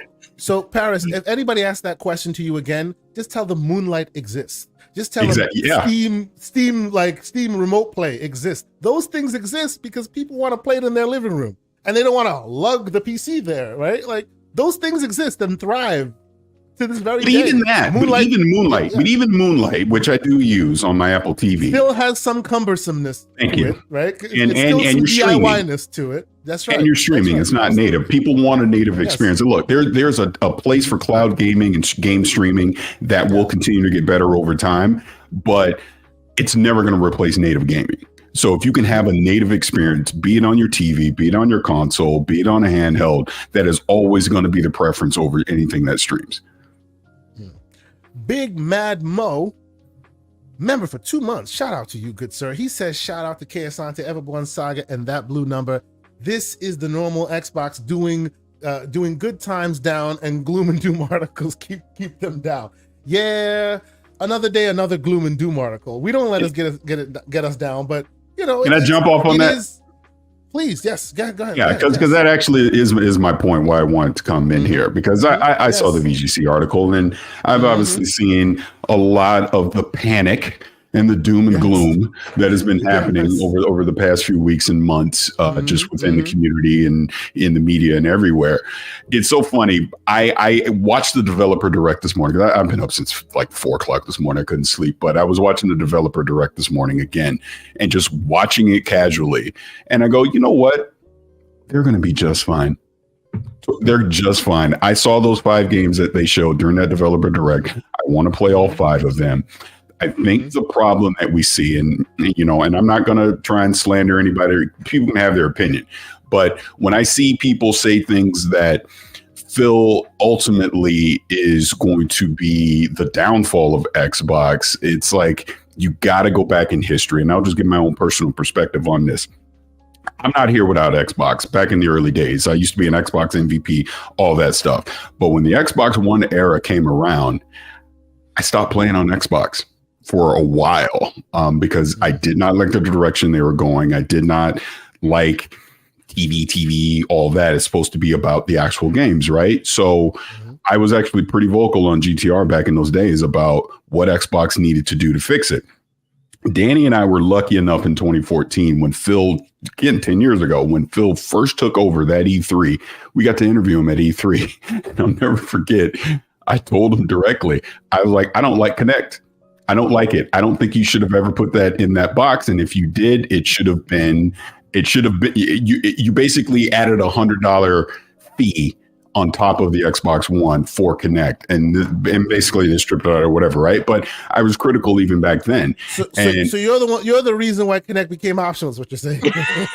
No, I'm not saying that, but I'm just saying it was like, it's never been a thing of, looking back 10 years from now. Obviously, I know I'm, big in the Xbox community and everything, but it's okay to be critical when criticism is needed, right? I personally think when we talk about Phil specifically, I was lucky enough to be at a spring showcase they had in 2016, and why they never made his speech, his opening remarks public, I don't know. It was for the media only, but he laid out in 2016 everything that you're seeing today. And back then it sounded like fantasy. But he talked about things like Game Pass. He talked about putting games on multiple platforms, just all the services and the different tiers of hardware and everything that we're talking about today, cloud streaming, all that stuff. He was saying it in 2016. So what that tells me is when you see a 2024 Phil Spencer talking about console exclusivity is not going to be as important anymore. Let's get third-party digital stores on consoles. Let's enable Xbox Play Anywhere, so Xbox is on every screen, cloud streaming, all of this. People are looking at it in the short term going, what are you doing? You're going to ruin Xbox. You're going to fail. He's playing the long game. He's seeing the future of where these things are going. And I'm not saying this like Phil is 100% right all the time. Of course he's not. Everybody has their ups and downs. But I think he under his leadership, there is no Xbox right now. There simply isn't. And trust me when I tell you, I have had people that work at that company tell me that under no vice or anything, just we're casually talking about it, saying how they are happy that Phil leads that team because he has righted the ship for them. He has put them in a good place. They are happy to come to work every day. Now, obviously, the industry right now, from an economic standpoint, isn't that great. But even that, they're not burying their head in the sand. They're going, what can we, I think he said it himself. What do I need? I need to, any decision we make is about the long-term health of Xbox. He says that every time, even in, the Polygon article, right? He said it during the Xbox podcast business update that they did. So we may not like every decision that they make because I'm not necessarily 100% fan of every decision that they make, but I understand it. I see the business side of it. I get where we are. And you were all talking about this previously. It's not just Xbox that's doing this. You go talk to PlayStation. You go talk to some of these other third-party publishers. They're all pivoting. They're all looking at different options because it is a business at the end of the day. They have to make money. They have to make revenue, whether we like it or not. They have to do that. Now, as just a gamer, this is why it's brought up the developer direct.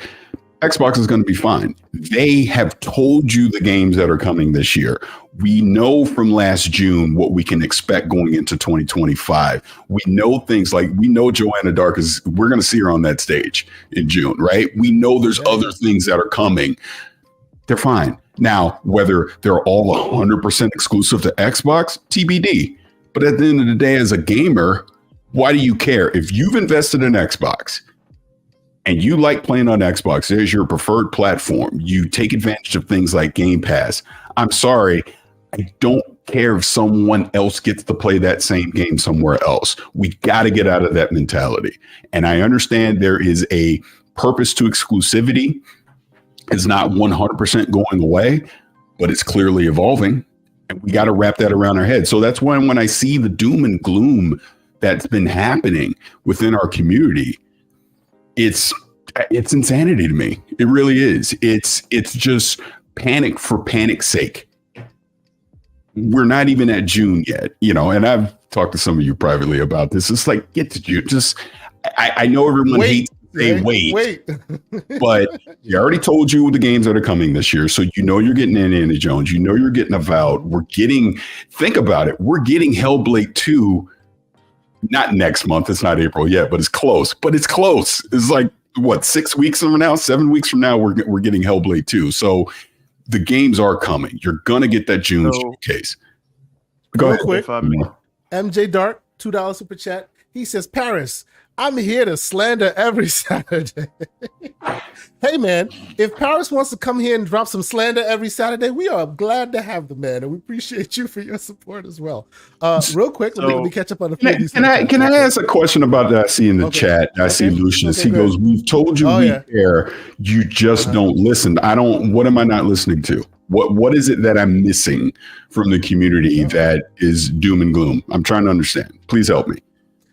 Yes, and Lucius is a great mind. We enjoy him in this community. We don't always agree with Lucius. He and I go back and forth from time to time. But yes, put some more in the chat. Let's talk about that for sure. So yes, if I recall correctly, go ahead, everyone. Yes. Is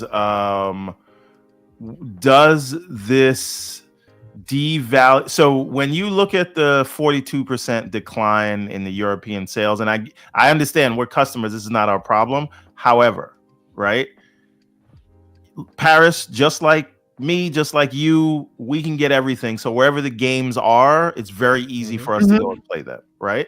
But there's a lot of people who, they're going to buy one console every generation, and they're tied to it, and their libraries are there and everything. So when you see how the media more often than not does not, they're not kind, as per this VGC article, they're not kind in interpreting the moves that Xbox does. When you see the things like you got people from the UK physical sales charts guy, I don't want to say his name.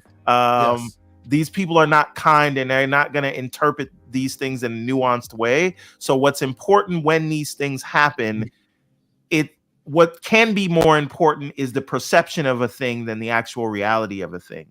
So it is not what you're saying, it is what people hear. And if the message becomes around every game that when is this going to go somewhere else? And I'm not saying that is the reality, but that is the perception of things. And when you see console sales down, and when you hear people wondering if it even makes sense to support the platform, and then you couple that with missing those where developers are feeling comfortable saying we're going to leave the Xbox port out for later on, these things sort of add up, right? And I think so when the community says they don't like, I'll tell you, I don't like it, not because I feel like I'm going to lose anything. I don't like it because I'm petty, right? And I can say that, and that's fine. But the concern, what I'm speaking to is the concern. And when he said that, that's when he and I stopped arguing, because I appreciate that. Okay. Right? Yeah. I just don't think they should get nothing. But that's me. But I'm saying to the Lucius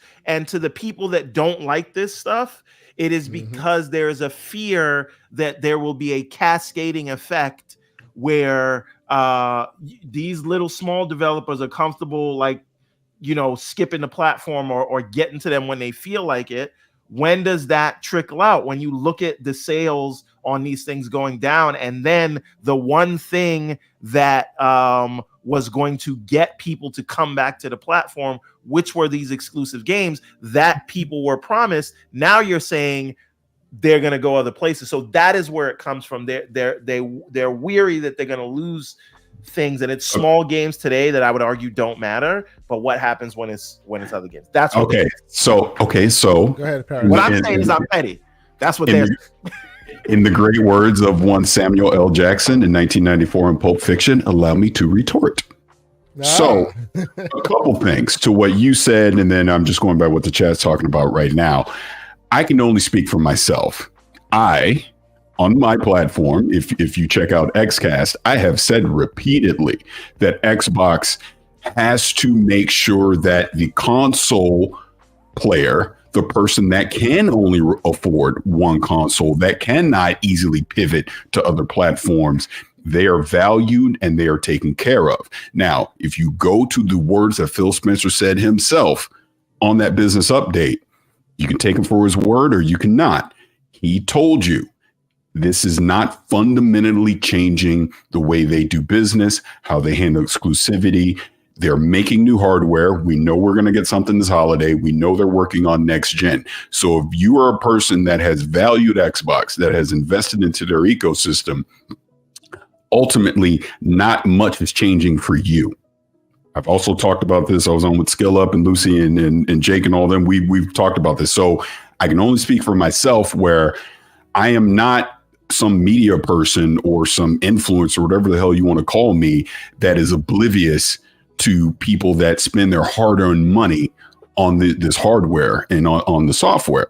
Because yes, I'm fortunate that I get review codes and stuff like that, but I am still a cheapskate at the end of the day. So I'm always looking for a value, whether I get something or not. So I'm hyper aware of this stuff. Now, to your point about seeing certain third parties or, indie developers, things like that, skip the platform or prioritize a PlayStation or a Nintendo or PC over coming to Xbox.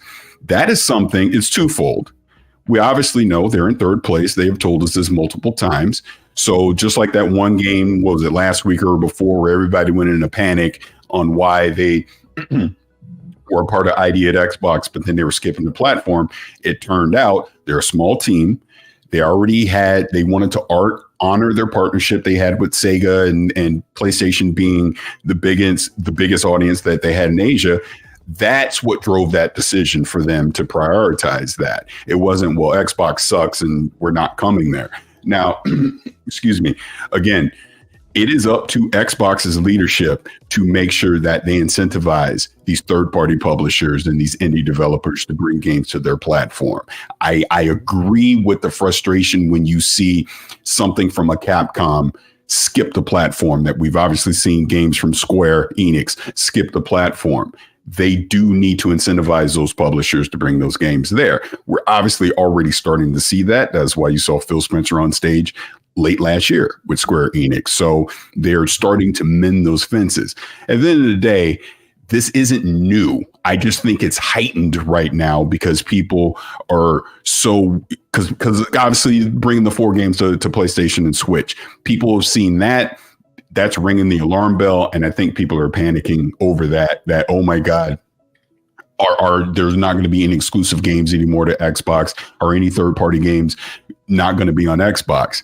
So you're still going to get third-party games on Xbox. That's not going to change. Hold on one second. Yeah. The outliers that we've seen, they need to fix that. They need to tighten that up and resolve it 100%. I don't think there's any way to just say, oh, that's not a big deal. It is a big deal in the sense of, I don't want major publishers like Square Enix, Capcom bypassing Xbox with their games. They should be bringing all of them. That's why everybody got mad at me about Final Fantasy VII Rebirth, because it's not on Xbox. It should be, in my personal opinion. But yeah, they got to resolve that. But that's the business side of it, and they need to handle it. But Xbox is clearly invested into this for the long term, else they wouldn't have spent almost $100 billion on acquisitions in the last few years if they weren't. So real quick, let me catch up on the super chats. I don't want to lose them. I'll let you speak next, everyone, I promise. Lucius, $5 super chat. He says, with media this adversarial, why does Phil continue to give these people interviews? This VGC article is pure vitriol, and another example, #Xbox tax. Can I answer that? I see his point. Go ahead. This is not an interview, though, right? Like, exactly. Number one, that wasn't an interview. They're pivoting off from other sources. Yes. But he's the leader. He's the CEO of their gaming division. He has to have he can't just run and hide and never talk. If it's not him, it's going to be Sarah. So they're honestly, that's what I was about to say. Honestly, I kind of want to hear Sarah speak a little bit. Maybe she takes a different tack. I don't know. I want to hear her speak a little bit. Since she's become the president, persona non grata, we need to hear more of her out front. I'm sorry. That is criticism I do have for them. Can I and now he's one more time with the Final Fantasy thing? Let me be crystal clear, because people watch a 2-minute clip and they don't see everything that I say. When I talk about something like Final Fantasy VII Rebirth, yes, that deal is ironclad, done. It's not going to change. What I said then, and I will say now, is moving forward, I hope these type of deals do not happen. And again, that is the business side of this. This is up to Xbox leadership and Square leadership to figure that out, so that we don't see these kind of exclusivity deals anymore. Because I will also say, if it was so great for gaming and it was so great for to have that exclusivity deal for a game like that, we'd hear more about the sales numbers for Final Fantasy VII Rebirth right now, and we don't hear a peep. I wonder why. And Paris, do you agree with me in saying that although it is a righteous criticism that people make, this is basically people are dealing with the artifacts of a previous deal that has not been undone. Yes. But based on all the things you hear and see from Phil and team, this is not happening again, right? Right, and this doesn't need railing against to say change it, because it's already changed. It's just this has to go through first before you'll see the change happen, right? Final Fantasy people are talking as 16 director is already talking about platforms, other platforms outside of PC. Right. Anyway, so this Blue, is already a moot point. Sorry, everybody. I'm sorry, because I feel like Blue has been silent for so long. Been sitting there, yes, please. Talking your ear You guys have a lot to say. I don't like interrupting people on panels because they have you need to interrupt us. You need to interrupt us. Go ahead, please. No, on Phil, kind of talking and how you said you wish Sarah was speaking more. I think right now they're staying quiet mostly, and I think that's the smart play, because what happened at the beginning of the year was not part of their plan. They had to pivot, and now they're just letting it all calm down. And June is right around the corner, and I'm hearing that the showcase is going to be absolutely fantastic, and it's going to be, a big deal. So they're focusing on that, and let the games talk, let the games bring back the excitement. And to Everborn's point about why people were concerned at the beginning of the year, to take it a little bit further, it's the fact that you worry about your hardware because you've spent all this money, all this investment, this time in this space, and if the hardware goes away, where are you, right? So that's the rabbit hole I think people went down, because if you sell less and less consoles, they're not going to have a reason to make a console, and Microsoft's very good at being a software publisher, right? That's what they know. That's their home base. Plus, I think as Phil has grown the Xbox brand, it's gotten more eye from Microsoft proper. And now you have a lot of competing interests, right? They might have been able to kind of be in their own division and do their thing and grow it. But when you get to this point and you spend that much money, you're going to have other opinions that are going to carry more weight at that point. At least I think so. There was a lot you guys said to catch up on. Don't worry. But at the end of the day, the point with that is that, yes, they're doing these 4 games. Yes, I expect there to be more games in the future, but they have a vision. You just have to wait and see how that actually plays out. I think it's awesome that multiplayer games are going to PlayStation, because you need to keep them alive. You need to have a bigger player base. Let it go. Like Sea of Thieves, the hype for Sea of Thieves on PlayStation seems to be pretty huge. I think we're going to see, a pretty big player count. 0.3% of Xbox's market of Microsoft's whole. Yeah. Ooh, yeah. just hey, 0.3. You know what? How about you give me an increase in my salary, 0.3%? 0.3% of Microsoft's entire value, right? Wouldn't you like that? I'm just saying. Can I add one thing to what you're saying, Blue? Thing. Real quick. Put a pin in it just for a moment. Let me catch up on the 3 super chats and introduce our next guest, and I will come right to you, Mr. Lilly. L. Paul, thank you so much. $2 super chat. He says, much love to the Saturday morning podcast after my workout. I appreciate that you could use us as a workout. We get crazy on this show. You're using us to cool down. I don't know about that, but thank you for being here. Appreciate it. Risky for the Biscuit with an $8 super chat. He says, I've been unfollowed by friends because I'm critical. A true fan will criticize the brand in pursuit of improving it. I will never shill on it. Absolutely. As long as we understand that to not be angry about the situation does not by definition make you a shill.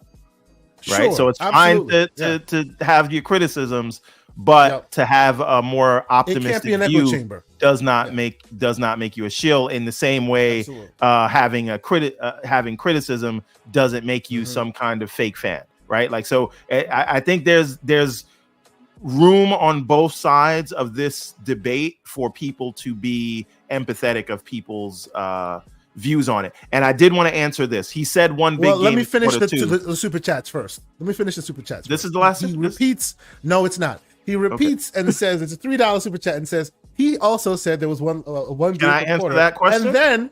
And then he finishes off by saying with another $8 super chat, they simply haven't tried. They didn't give it a chance. So now they do know that the HB2, Clockwork, and the rest of them won't move the needle. Now you can answer the question. Go ahead, sir. I so disagree with everything he just so here's said. the thing. Yes, go ahead. Q3 2020. As a matter of fact, let's just look at 2023. Q1, you had Hi-Fi Rush. Go. No. I'm just answering his thing real quick. Q1, you had Hi-Fi Rush. Q2, you had Redfall. It was a major release. It flopped, but it was a major release. Q3, you had Starfield. Q4, you had Forza Motorsport. Q1, you had an exclusive. And let's not forget, Everborn, they finished a big, massive $70 billion deal. Call of Duty was their game when it came out. That is a massive game. Exactly. And then shout out to the new member, Hard Geek Shiny, please. We can't not count it just because we're upset, right? So, and then Q1 this year, right now, you have Pal World, the biggest game in the world. That's an Xbox exclusive. Q2 is Hellblade. Q3 is Avowed. Q4 is Indiana Jones. If you want to give them criticism, then you have to give them credit where it is due. That's all I'm gonna say. Sorry, Paris, go ahead. And Everborn, to add to your point, they had planned to have Stalker during Q1, right? And Stalker had to get delayed. Right? And I mean, possibly Towerborn as well, but at least a large game, you could take Towerborn as an indie, but you can take Stalker and say that was a AAA game, right? So criticize them, but give them credit where it's due. Criticize them all you want. I'm just saying you got to give credit where credit's due. Please, get your point on. Oh, thank you. So my point was, and it actually just kind of ties into all of this on what Blue was talking about with the 4 games that are coming. And this is where I say again, you can believe the man, you cannot believe the man, but the man told you during that business update that these 4 games, they basically looked at games that had reached their shelf life in the ecosystem. And that's kind of how they're judging this moving forward. So I will take them at their word and go, all right, game, like you brought up, multiplayer games obviously make sense. I still think if you were to put Halo, that would be freaking weird to me. I wouldn't agree with that, but I understand multiplayer games. And then you look at a single player experience that simply is not selling within your ecosystem, bring it to another platform and see how it does. Which brings me to a point about Hi-Fi Rush, because obviously, that was one that was very shocking since it had only been out for a year. Maybe their internal numbers are saying, as much as we might talk about it, as much as we might like it, the majority of people that are already on Xbox weren't buying the game or weren't engaging with it via Game Pass. So they were like, all right, let's put it somewhere else and see what it does, on another platform. I will quickly address what Riskit is saying. Number one, I will never tell you that you're wrong. You told me that I was wrong. I will just simply say that I disagree with you. I will always be an optimist when it comes to this stuff. I see the games that they are making and I'm looking forward to them. So I don't think you're magically going to see Hellblade 2 show up on the PlayStation 5 in 2024. Could it in 2025, 2026? Maybe. We obviously don't know. But I'm still going to go back to what Phil Spencer said during that business update, that they're not going to do something that is going to hurt the business of Xbox. And for everything that I already said about the 4 games. So I'm when it happens, it happens. Until then, it's business as usual. That's just how I see it. I would rather look at coming up for June and be excited about the games that we're going to see in June versus sitting here in late March going into April, doom and gloom, Xbox is done. Because I don't think that's the case at all. I think they're going to be fine. Alvin, $5 super chat. He says Borderlands 4 has been confirmed. Randy Pitchford. He's Lasad Al-Jawab. Also, this is an excellent convo, excellent panelist. Thank you for it. I appreciate you, Alvin. Thank you so much. Hargeet, sir, welcome to the panel. It's getting heated on a Saturday morning. What are your thoughts, sir? So, look, I want to paint a couple of other parts of this picture, right? So, looking at the world, we tend to want consoles at our generation, right? Because we grew up with them. That was what we had, and that's how we engage. That's not the next generations. They're disengaging with consoles and doing more mobile and PC, right? Well, PC just happens to be Xbox. Let's just face it; it is reality, right? Why not merge the two? Which is why I was thinking that's the next step. It's the next logical step. You have to grow by going to the place where people are playing games. The majority of gamers aren't playing on console. That's just a fact. You have to move to where they go. So they're doing that. One other thing to think about from this person who wrote this ridiculous article. Look, Microsoft. Okay, tell me what the big live service games are on Nintendo. Does anybody know? What game does Nintendo put out? Mario Kart 8. Yeah, it would be like Smash, maybe you could think. Say maybe Smash. Is that generating a lot of revenue for them? I don't know. Is it? Mario Kart 8, is that generating a lot of revenue for them? So when you look at Nintendo, not that they need it right now, but they don't have that live money, right? What was the first thing that Phil did when he got in? We went to Satya and said, let's go buy the Fortnite of the time, Minecraft, Mojang. Let's go buy them, right? And Satya said, fine, I'll give you the $2.5 billion. Let's go buy them. Has that worked out? Yeah, it has. Absolutely, right? It has, yeah. And what is it that Microsoft has? Live games. They actually have continuous revenue. They have live games. That's why they're profitable. They don't need to go down this exclusivity path. You know why the other two do? Because they don't have that, right? PlayStation tried to pivot to it. Their biggest acquisition has failed so far. Maybe Marathon works. I don't know. But right now, you can't say that buying Bungie was a good deal for them. It was not. It just was not. That was $4 billion wasted for what? They went and told their other studios, your games suck. So all their games as a service pivot has failed miserably. They have one cool example, Helldivers. Is that going to move the needle for them? Maybe. But I don't think it's that much. You can't compare that to Call of Duty. It's nowhere near on the same level. Microsoft has positioned themselves that they don't need any of that. They could go total third party. They will make tons of freaking profit on all the live games. That's the difference they have, right? They're in a different level than these other platforms. They just are. So they can gamble these things. They can. Microsoft also is a well-established business where hardware does not matter. They put their software everywhere. They still have hardware. Windows is running on Surface. It's running on Dell. It's running on HP, Lenovo, homebrew machines, Asus, whatever. It doesn't matter. They have it, right? It's everywhere. But Surface still does its thing.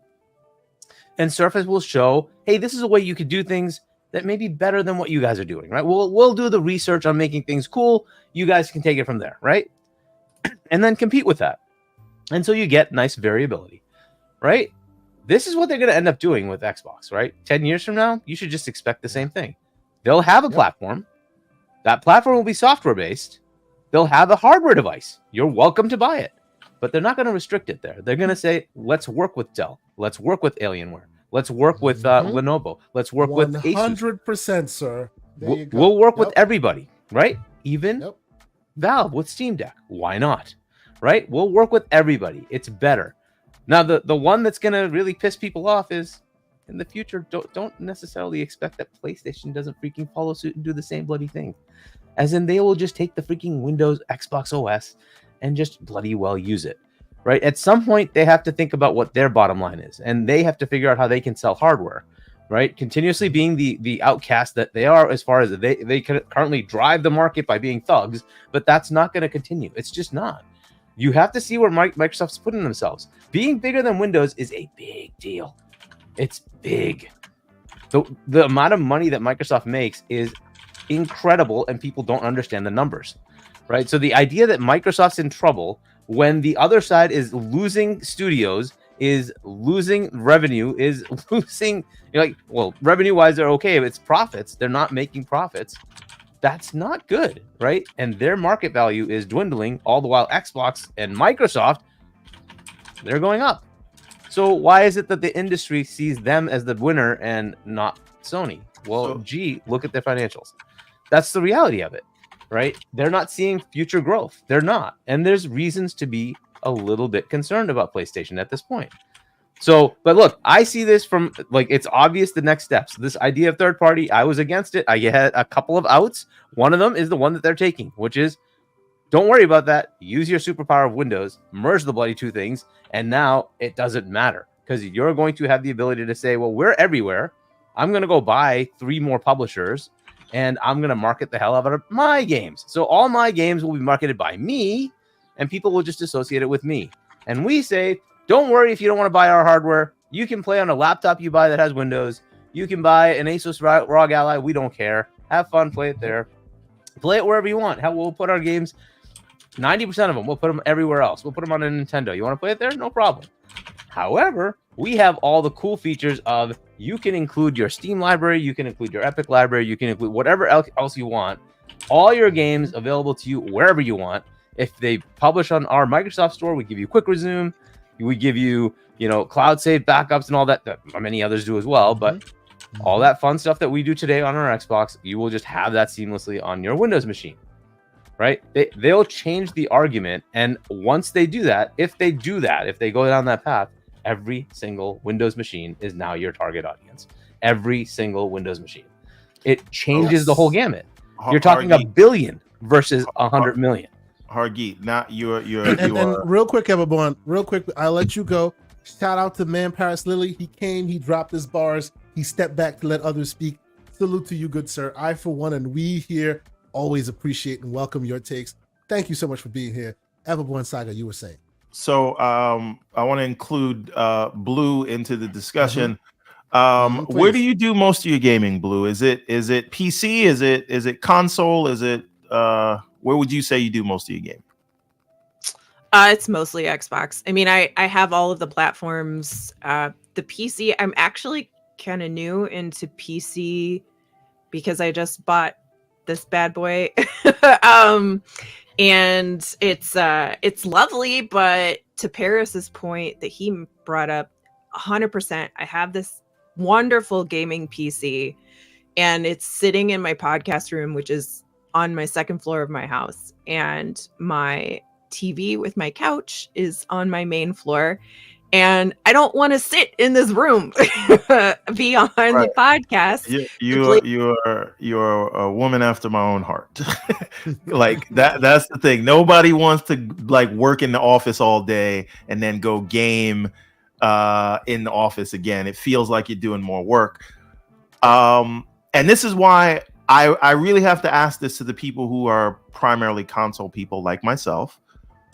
If there was if the Xbox experience was integrated into Windows, meaning you turn on this device and it's for all intensive purposes the same UI, like Phil said, that you see on your TV when you boot up your traditional Xbox, wouldn't you, since you got a nice PC, put a PC like that in the living room under your TV where you're not worrying about mouse and keyboard and drivers and things like that, and you could have all the graphics that you could afford? Yeah, when this concept first came up, my brain kind of exploded a minute, but wait a minute, and then I started going down the rabbit hole of how does that work. And at first I was like, okay. And then I realized, no, this is amazing. Because honestly, I'm at the point where I'm already I've talked to Hargeet a couple times about, man, I'm thinking about just buying a low end PC just for podcasting, putting it in here and moving my PC down to my living room. Right. Yep. And I'm it's such I don't want to do that. I don't want to spend the money. I don't want to have this lovely, beautiful that PC. Dragon's Dogma at 40 frames per second in the city. It's a pain in the butt. You bring the PC down, maybe you get 50 frames. Sorry, go ahead. But I am the person who you guys were talking about earlier. I know some PC stuff, but I am not as smart at PC stuff when things go wrong, all of that you guys are. So for you to take that experience out of, well, now I have to troubleshoot this, or now I have to download this driver or revert a driver back or whatever, right? I don't want to do that. It's not fun for me because I don't understand it the same way you do. So I struggle a little bit more. So give me the experience, like when Phil was talking about it being like your Xbox, right? Having that interface. That's what I want. That's what I need because I'm going to get frustrated and I'm going to walk away and say, forget it. Right. That's it. And that's the thing. Most of the people that I know, myself included, that don't want to play on PC, even though they may have a better PC, it's the user experience. It's not great for if you just want to turn your brain off and go game, right? Some people are tinkerers, right? Like Kay Asante, the tinkerer. Mm-hmm. Hey yo, but even I like to sit down and just play my game sometimes. Tinkering is one thing. Yeah. It doesn't need to happen when I want to just play my game. And I'm fortunate enough to know people like you guys who I could message and say, "Can you help me?" And like Microsoft is not going to create an entire customer service division for people who don't have somebody to call and be like, how do I do this? They laid off a whole bunch of them. Yes. Right? It's not going to happen. Right. Absolutely. So, I mean, just a simple thing like just going into a party chat is so much easier on Xbox than it is on that absolute horrendous thing that they've put in with that game bar crap on PC. It's just so bad. So to me, I think the answer to the handheld problem, the answer to the exclusive problem, the answers to the market perception problem are all right in front of your face on a platform that you happen to own, right? and it is Windows. That is where growth is. That solves your growth problem. That is where people aren't really worried about, like, no one thinks about what's exclusive when it comes to PC. Nobody. Yep. Right? And so these problems that are born by the traditional mindset of console troglodytes like myself, all of us, yeah. Right. That goes away if you embrace the thing you have. And everyone does this, right? People that love Sony in the new generation are because of those games that basically made you feel like you were playing a movie, right? They told stories. They called themselves the next generation of storytellers. You know why that is? Because Sony is a movie studio. Yes. And that's their DNA. They're leaning on their core competence. Right. Absolutely. Even in the beginning, they brought in okay, we make CD players. We're gonna have the PlayStation be a CD player, right? We're gonna have or a DVD player, whatever, right? That's them bringing their DNA into it. Nintendo is a toy company, right? That's why they can sell you cardboard and you'll buy it, right? Because they are good at selling you toys. And so they're also a mobile company, whether we like it or not, because yes, the NES and the Super Nintendo were hits, but they had some flops there, right? The GameCube didn't do great. The Wii U didn't do great, but where they have never missed was in their mobile stuff. So what did they do? They took that core competency and merged it, and now they have a hit. And this is where Microsoft could use their core competency and say, we own Windows. We have the ability to turn Windows into a console experience, just a mode of Windows. And everyone with a PC now has an Xbox. You want to say Xbox is everywhere? That's how you do it.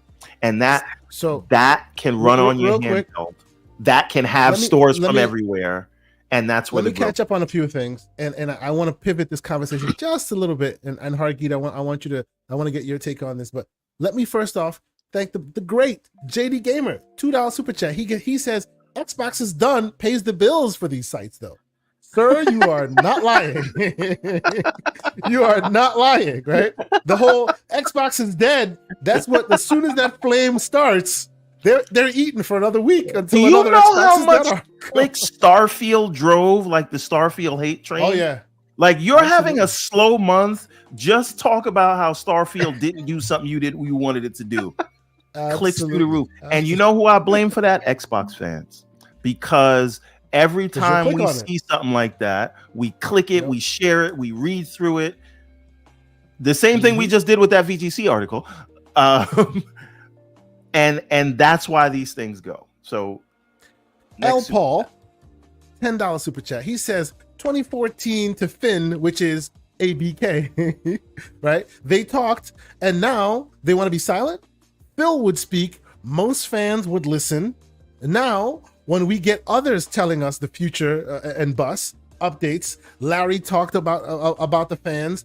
Who does it now? Well, I would say now the narrative is driven by a lot of the hate train. You know, I would say Larry talked to the fans. Who does it now?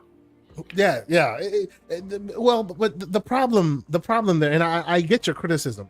The problem there is you really can't shape the narrative anymore. Like with all these articles around, you know, anytime Aaron comes out and says something, it's literally exploding, right? And they twist and they twist and they twist. There's really no right way. Like you can give the criticism, at least in my opinion, you can give the criticism that they need to address it in a certain way. But what is the needle that they thread to make everybody happy? There is none of that. The minute anybody comes out and says anything, there's a million articles about, oh, he's wrong, oh, he's dead, oh, he's going to be the one who kills the brand. It's kind of tough, you know? I think the issue is that the grassroots media approach, I think that's out the window now, right? And I think whereas because they weren't getting a fair shake in the media, they needed someone to get the message out, and they leaned on fans and content creators, right? Because they needed to at that time. But that was pre-ZeniMax and ABK. Now they have so many users, they have so much money coming in, there's so much on the line. I think you're going to see them take that Sony Nintendo approach where we'll tell you what we want you to hear when we need you to hear it. And everyone has to listen to us now. And they have games now that you cannot deny even if you wanted to, right? You could say they don't have... They're letting the games speak is what you're saying. No, I'm saying they feel like they like the content creators that they leaned on before have served their purpose. And now, right, your services are no longer needed. That's a little cold, bro. But this is what's happening. What's going on? Yeah. Like, and so this idea of like when Phil came after Redfall to Kinda Funny and Paris did that great interview, right? You will never see Phil do that again. I would bet. Right? This idea that we need Phil is Phil, right? I think he would just do that. I don't know. I don't know that you can at this point. Right? Maybe you might be right, but Xbox has tried to maintain a community, right? They've tried to remain more like human, right?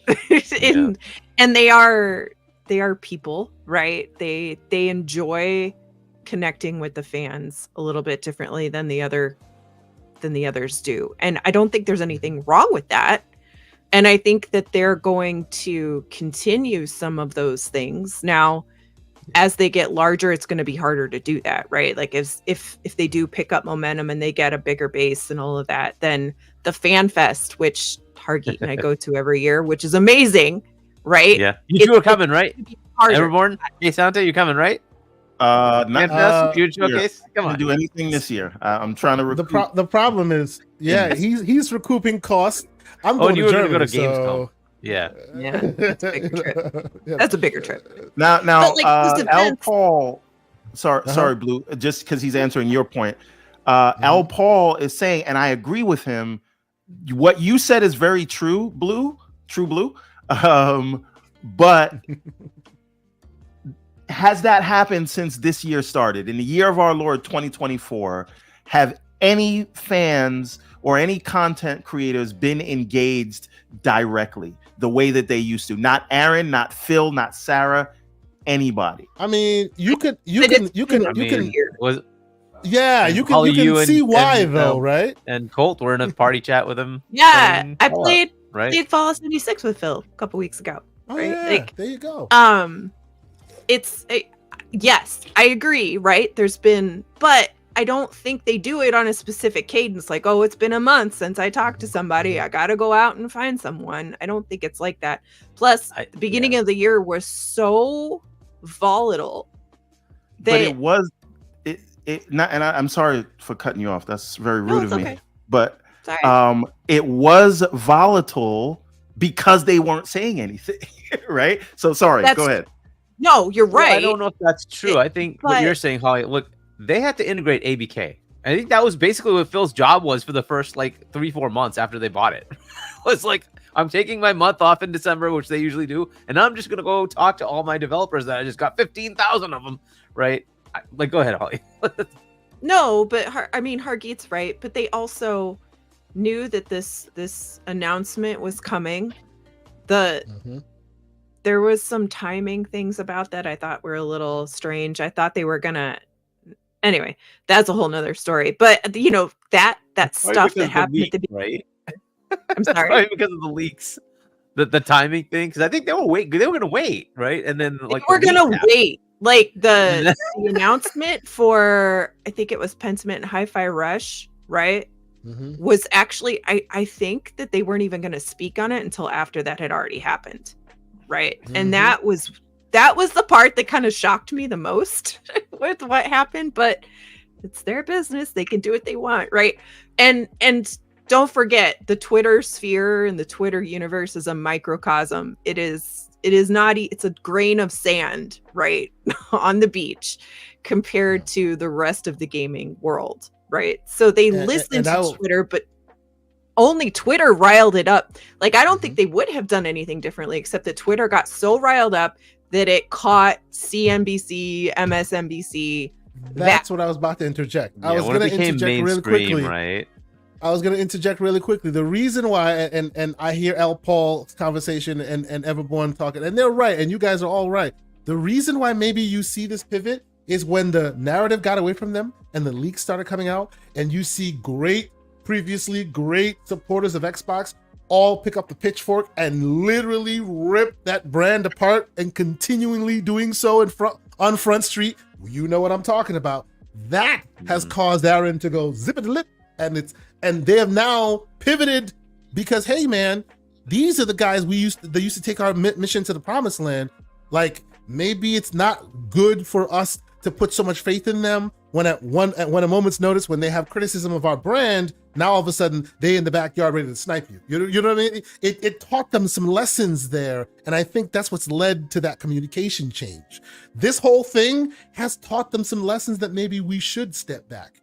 I honestly think that's what's changed no one talking now, because they've seen what happens when they empower the community to speak. Because sometimes what you say is a lot, like it's really bad. So look, I'm going to expand on what Everborn put out there, right? And there's more to this when you become so large that your company is now looking. Look, this was a niche little part of Microsoft, and they didn't care, right? Because even if it did fail, whatever. Even if it didn't make profits, whatever. It's Microsoft, right? Now you can't say that anymore, right? Because at third, after like Office and Azure, you're sitting there saying, okay, as an investor, and there's lots of investors, $3 trillion worth, they're like, well, what's my return on this, right? The problem with Phil going out there, it moves the needle, unfortunately, right? And because it's a massive business, he has to be extremely careful that his 20,000 employees aren't affected. Right. Again, it was fine when it's a couple of thousand employees. It's a small part of Microsoft. Fine, whatever. Right. Because what you might have a falter a quarter or two, and big Microsoft can bail you out. It doesn't matter. Right. Now it's not going to be like that. You're going to be expected to deliver profits every quarter, and your 20,000 employees are all banking on whatever you say. You notice how he now has to do these town halls with everybody, right? Don't worry, I'm not getting out of hardware. Why is he doing this? Because he has 20,000 employees who are saying, my job is on the line. What are you doing, asshole? Right. This is a big difference now. Right. So part of it, yes, I agree with Holly that I think he would still engage. He's Phil. That's what he wants to do. I think he wants to do that. Right. But there's going to be pressures on him. Like Everborn was saying, yeah, this is a big business now, buddy. You need to shut up and like have a very scripted thing, because if you say the wrong thing, and you can see it all the time when he's freeform telling you about things that he's passionate about, that gets misconstrued in, they're getting out of hardware, Microsoft's dead, Xbox is going away. It's like, dude, slow down. Listen to the words. Don't get your feelings in there. But unfortunately, that's the problem. So everything's going to be very scripted, unfortunately. I think that's going to happen. I hope not. I really like having Phil just talk. It's great, but I also understand 20,000 employees is no joke. I don't think they're going to shut down, though. Like, the fan engagement or the community engagement that they do. I think, to your point, they're just going to be more selective because what happened has certainly taught a lesson, right? Yeah. And how people handled that is going to inform them on where to go from there with certain people, right? So that's human nature too, right? We all do the same thing in our own life, right? You get burned and that's it, right? Yep. So one other thing that I think we have to take into account when we look at their shift in community engagement, the approach. Obviously, FanFest and things like that are still going to exist. Obviously, Phil's a human being when he's going to play with people. That's very different than addressing specific concerns from the community in a way that they would before and correcting FUD in ways that they would before. The only thing that I would say is the reason why I think we are seeing this different approach in 2024, because this is like the first quarter after, the big deal is done. And right now, gaming at Microsoft, and this is the first time in its 20 plus or 30 year history in gaming at Microsoft now has the ability to move the stock price. It is bigger from a revenue perspective than Windows. Something goes wrong with that, because like the Xbox One could come out, it could completely flop, all that stuff going on had no effect on the stock price. Yep. Today, exactly. After the ABK acquisition, after so much money, amount of money that this thing brings in, there's not just eyeballs in the company, but outside the company, right? You say something wrong about gaming, CNBC's reporting it, and you're seeing a hit to market cap the following trading day. And Everborn, to your point, that's the world we are in. Right? He's saying it. That I can't just not be profitable anymore. That's like not anymore, but he's I got to make profit. That's the point, right? People are investing in my company, right? You're right. So I do, because I feel like we should pivot. I'm trying to pivot, but y'all are having such strong points that I can't pivot, sir. I'm trying to. And pivot. I also I want to hear more from Blue, because she's the first time guest. Let me take this real quick and ask, because you posted this in our chat and you said good. Look on the screen here. This is basically, and of course, these are all hit pieces. We know what they are. This is not a hit piece. I don't think it's a hit piece. Kind of. Go ahead. It is basically the same kind of aggregate site that tracks. It's like true achievements, right? This is true trophies. This is the PlayStation version of it. And by their count, right? Even though there's a lot of hay been made here, right? As of right now, none of this is moving the needle as far as PlayStation gamers, says True Trophies, right? They say all this hay and all this stuff, PlayStation people still ain't playing the games. That's what they're saying right now. I know you came out and you gave me that Donald Glover look of good. Let me ask you, sir. I'll let you be first, Everborn. Why is this good, in your opinion? Because I want this non-service game initiative of moving your good exclusives outside of the Xbox platform to fail. I'm not rooting for it to happen, right? And this is your petty side talking, right? Yes, absolutely. But listen, I fully support going. Sea of Thieves. I fully support Grounded. I fully support Killer Instinct 2. Put those on everything. PlayStation, so Nintendo, games you don't play. I understand. No. I will well, play. You've already said you don't play service games. Yeah, so but games you don't play. But I will play Killer Instinct 2. All I am saying is Hi-Fi Rush, and I believe that all the consternation you see in the community right now is because of Hi-Fi Rush.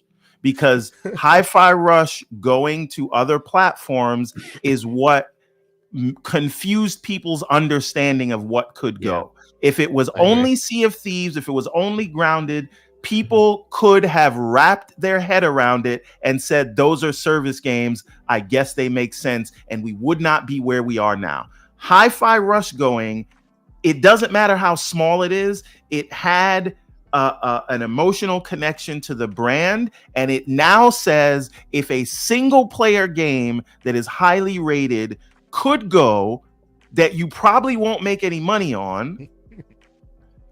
What does it say? To be fair, What did J-Rock say? He said, to be fair, they're not playing many games outside of a select few. I mean, that's true, so too.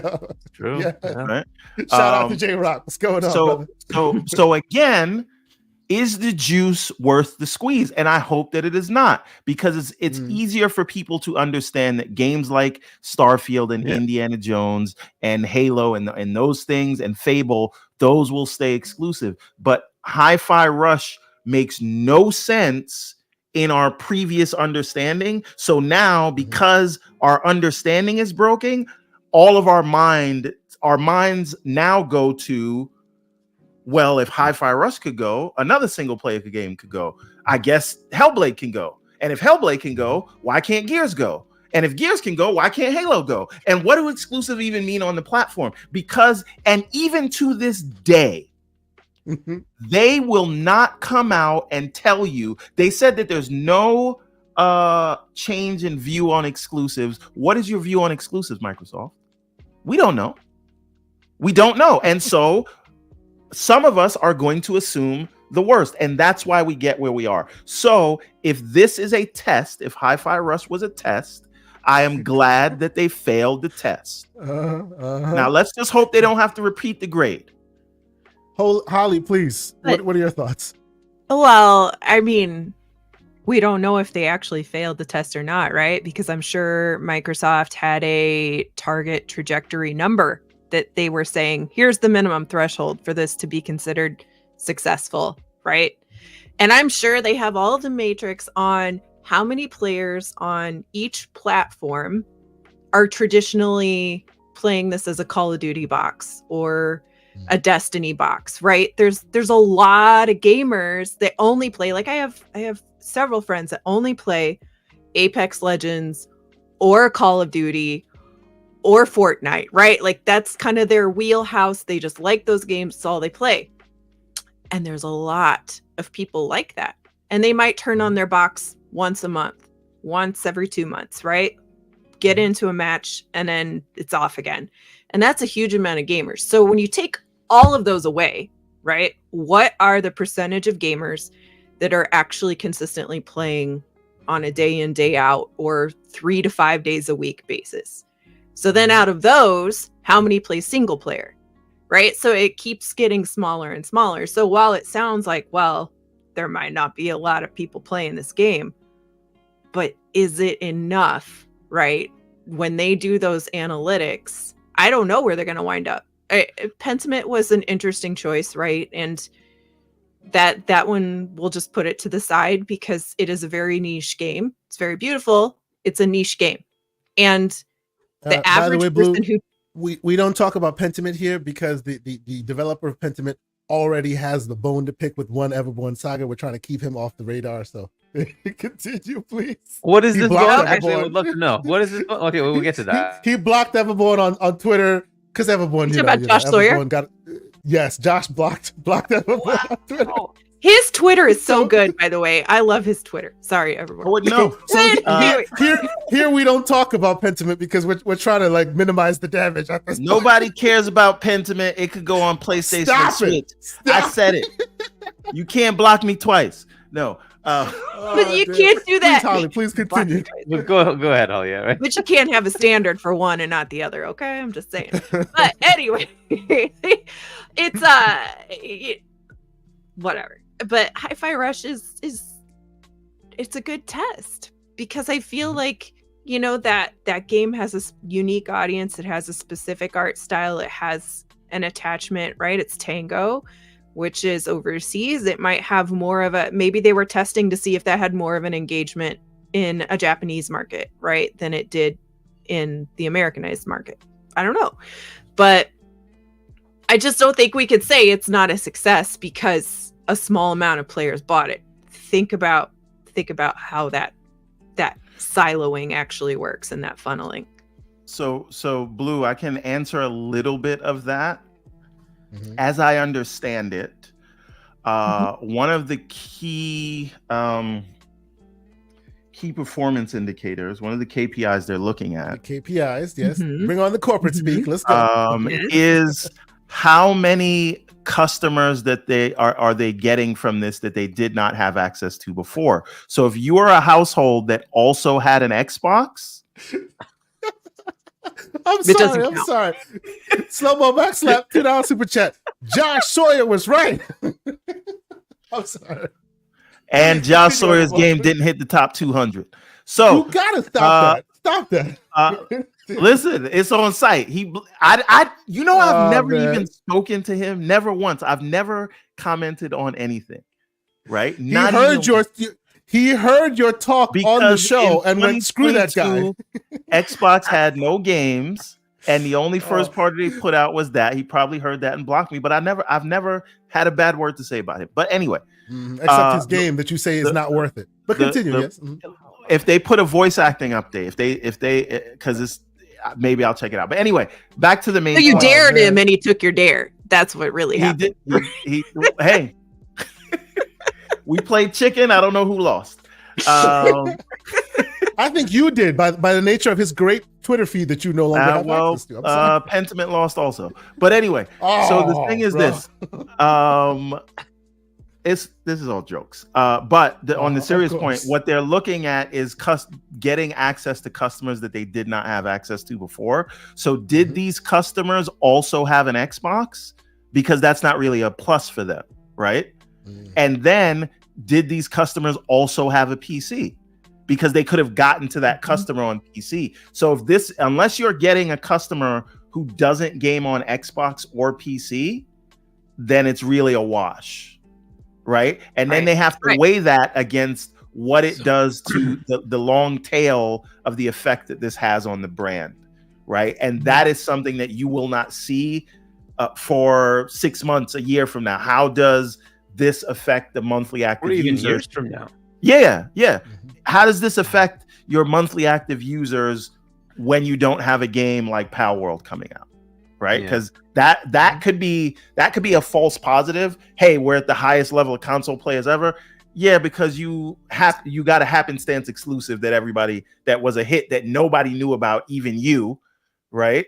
So that's why so many people are playing on console. But if Pal World dies down and we're in Q4 and the perception and hype around the brand has changed, then this was a failed experiment. And if you did that only to get a few customers that didn't already have an Xbox or a PC, was it worth it? So, I agree with you on the hi-fi thing. Sorry, go ahead. No. I'm just enjoying the chat. People are just skewering each other this morning. Way more people played the last Sonic game than played Pentiment. That's all I'm saying. Oh man, that's all I got to say. But officially, Mario did win that. Yeah, of course Mario did. Risky for the biscuit, $3 super chat. He says the damage is not worth the juice, which the jury is still out on it. But I do see what we don't know what Sea of Thieves does, right? We'll have to see what that does.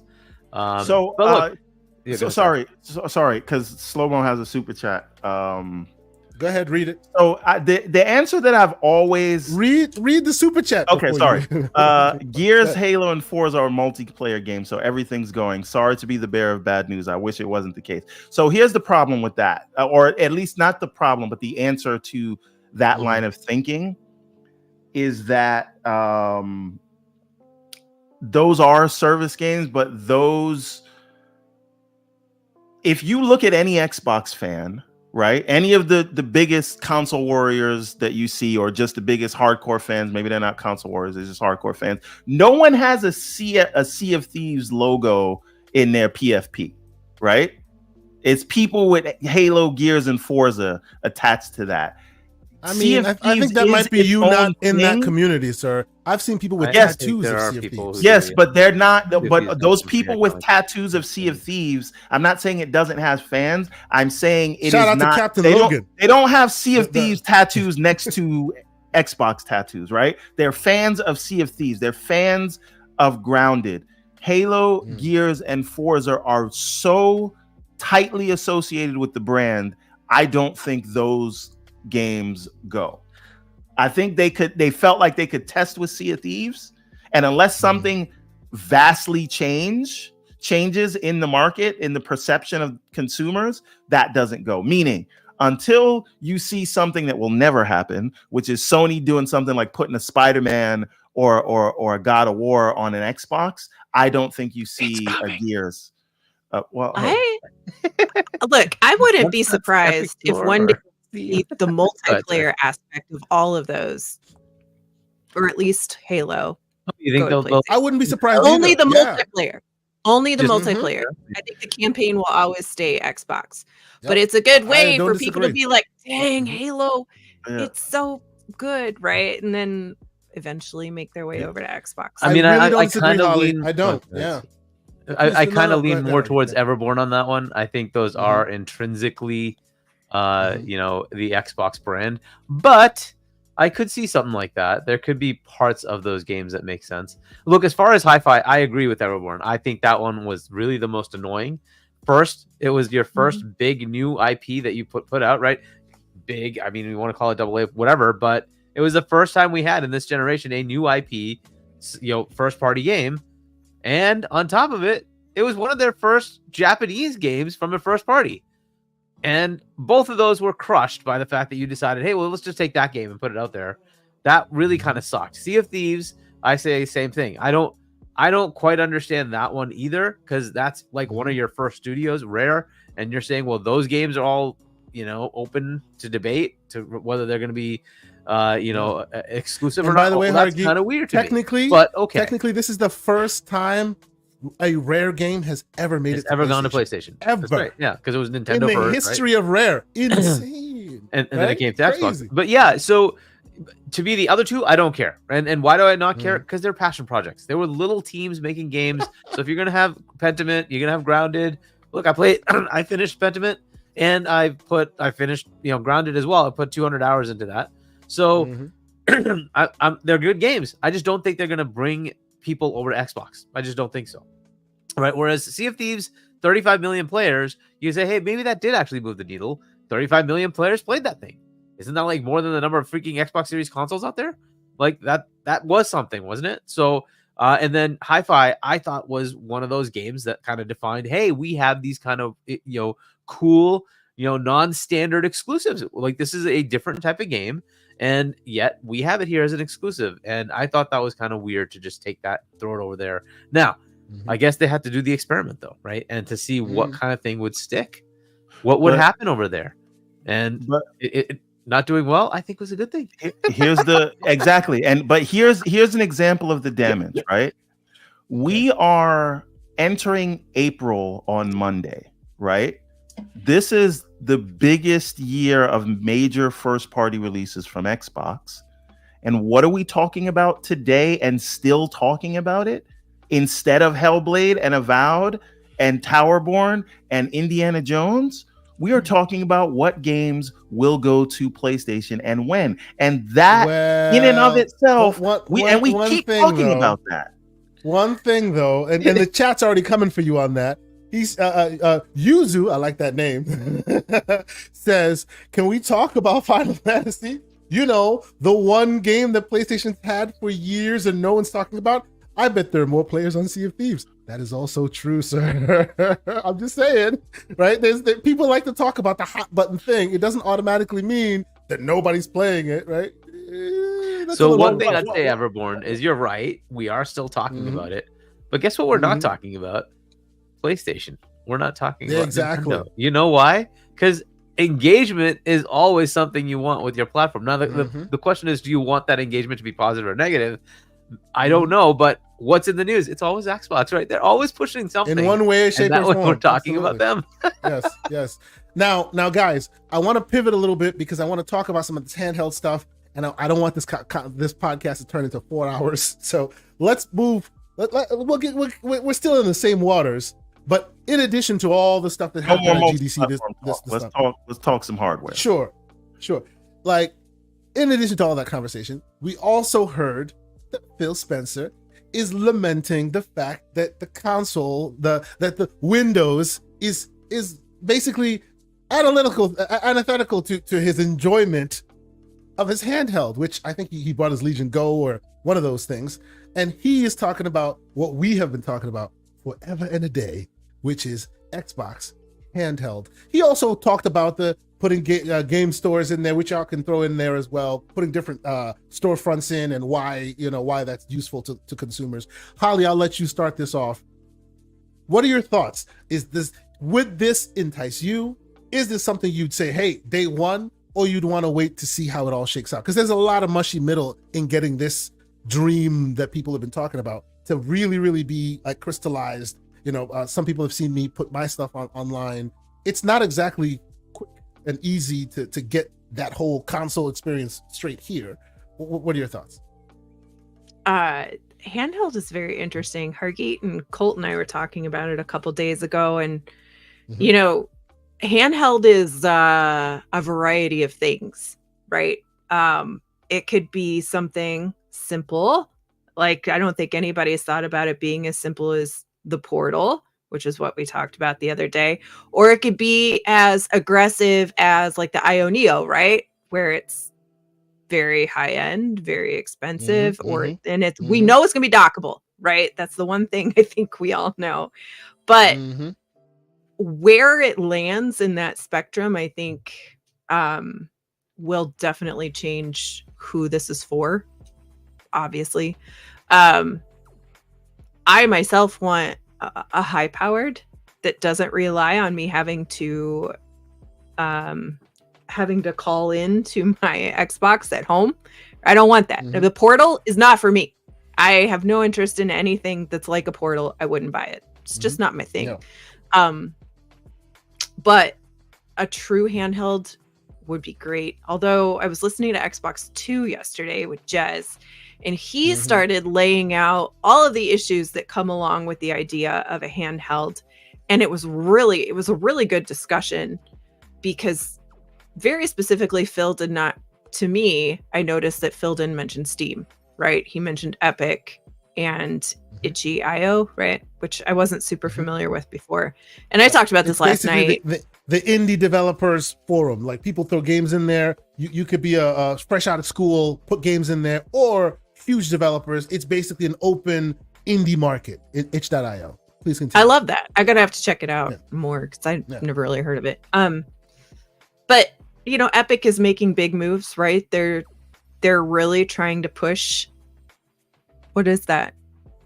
Oh, this is my, while we talk, this is my AOK Zoe A1 Pro, which ran the software that people think I invented. So please continue. This is the front end of it, by the way. Yeah. Yes, okay. This is basically running on this. Please continue. Yes. Yeah.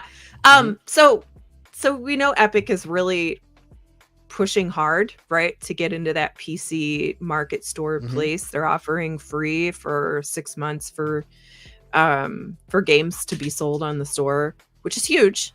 And I would think that they are the first takers in trying to get into a new handheld and be, as the base store or along with Xbox.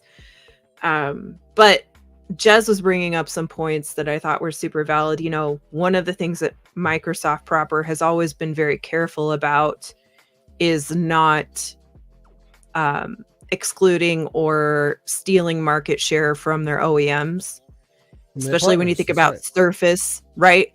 Surface are absolutely fantastic devices. I think they're some of the best in the market. They are expensive, and Jez was essentially saying they are overpriced to make sure that they don't cut into the market share of all of their third-party deals. They do it on purpose, yes, which upsets a lot of us, because their devices tend to be the best, but then they put last-gen processors in, and they make it twice as expensive to make Dell and HP happy, and I'm just upset about that. As a guy who used to work for some of those companies, yes. and I will say, my Surface stuff lasts 2, 3, 4 times as long as any of the other third-party stuff that I have.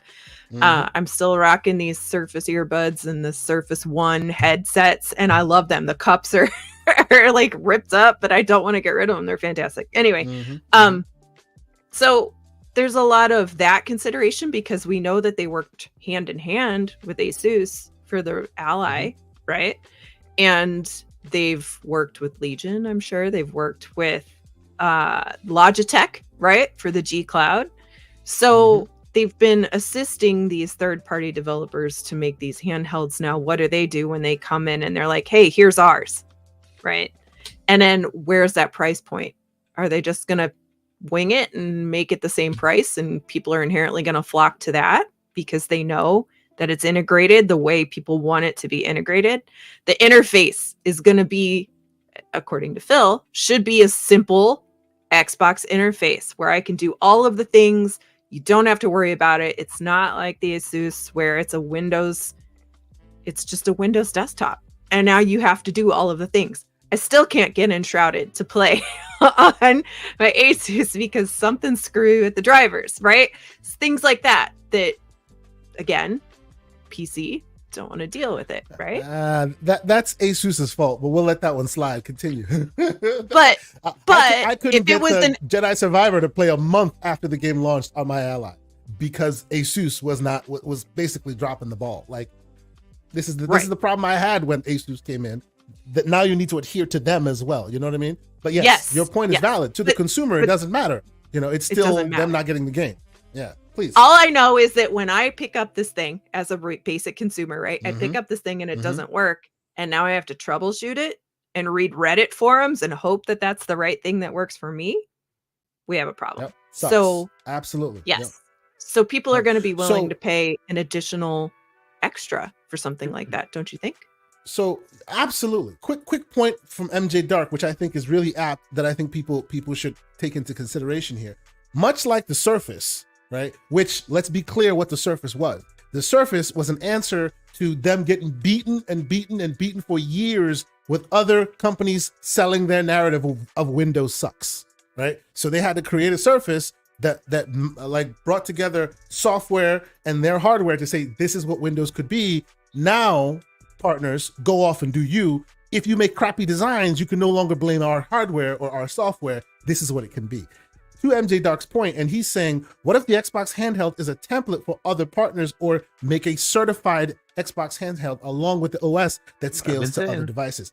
Absolutely, sir. This is my point, right? The idea that, they're no longer going to make hardware. That will happen eventually. But when that happens eventually, either just like a Surface, that's over here. You want that? That's yours. But they will make sure that every other device maker who calls themselves Xbox capable have to adhere to a certain benchmark. So you as the consumer, just like right now with your ROG Ally, me having to DIY a front end for myself, that no longer becomes okay, right? Hey, hey, I need to ask you something about that. So I've been on that Play Night journey myself. Yes, sir. Janky as all hell. Well, because you don't know how to configure, sir. But that's I don't know that that's true because I did all the. I have it on my Ally as well, and my Ally is butter. So that's neither here nor there. I don't know. I don't know that you're using that hero launcher that you had on your. See, the thing that K Asante showed on the video, what he showed was a device that has on the A1 Pro 4 gigs of memory. If you run that with 16 gigs of memory and you start, I have the same thing running here, sir. Don't make me call you out. I have the same thing right here, stuttering and dodging, and you have no proof. I want to see video. The developer who's also a troglodyte that can't configure software. That's neither here nor there. Yeah, you lying to the people about the ROG Ally. That's all I'm saying. But anyway, I have fallen back to big picture mode on Steam, and that seems to work very well. My question is, because I can set it as a startup app. Can you add apps to Steam in Windows the way you can on the Steam Deck? Because maybe that's the answer in the interim. But see, that's the thing. Like, if you want to live in that world and have Steam be your front end interface, that's easily done as well, right? You have to manually go in, and that's a thing that most people don't like. And there's also, of course, there's software for everything. And now we're going a little bit more into Gamers Playground territory. Monday nights, myself, John Wolf, check it out, cheap plug, and hit the like button while you're at it with my cheap plugs. Anyway. If you wanted to have big picture mode be your life, there's software called Big Picture, the Steam Manager, which literally can take all your non-Steam games and automatically add them into Steam. So then that big picture mode becomes your front end, and now you have a ROG Ally that's Steam. You can do that. But again, it is you DIYing when some people just don't want to do that. They just want to hit the button and it plays, right? And that's the problem. There are many options. I'm saying. I'm just saying that big picture mode in Steam, in my opinion, is a more hassle-free experience than DIYing Play Night. That's what I'm getting at. Because I've been trying these PC launchers, and it seems like Big Picture Mode has it right so far. Because the reason why you'd say that is because Big Picture Mode was made for their hardware, which is also very low resource constraint. So they built it for Steam Deck. So if it's built and using well on Steam Deck, anything that's even Steam Deck-like can benefit from it. Now, the problem with Big Picture Mode is you then have to manually set up your own trigger points manually, because the software does not listen to the Steam Deck like it will not listen to the Ally like it listens to the Steam Deck. It's built for the deck, so all the buttons work for the deck. The minute you load picture mode on here, now you have to figure out, well, what does this button do? Well, this button might bring up this. What's that button? Because they have not set up any of that for this guy. Again, more DIY that people might not want to do. That's the problem there. There's always work for you to do until the official guys give you an official solution, right? More or less, you can do more in Play Night. And yes, you're right. Play Night actually works pretty well there, but it takes a lot of configuring to get it to where you need it to be. Or you can lean heavily on Steam Deck, on the Steam front end, which also works really well. But then you got to worry about the stuff that Steam doesn't give a crap about, because they don't want to make it work great on here. They want you to buy a Steam Deck, right? So there's a lot of DIY to be done one way or another. I see you trying to get in, Hargeet. What is your thought? So are you asking basically what is it that Xbox is doing as far as the handheld, or what is the discussion topic? I just want to kind of Mr.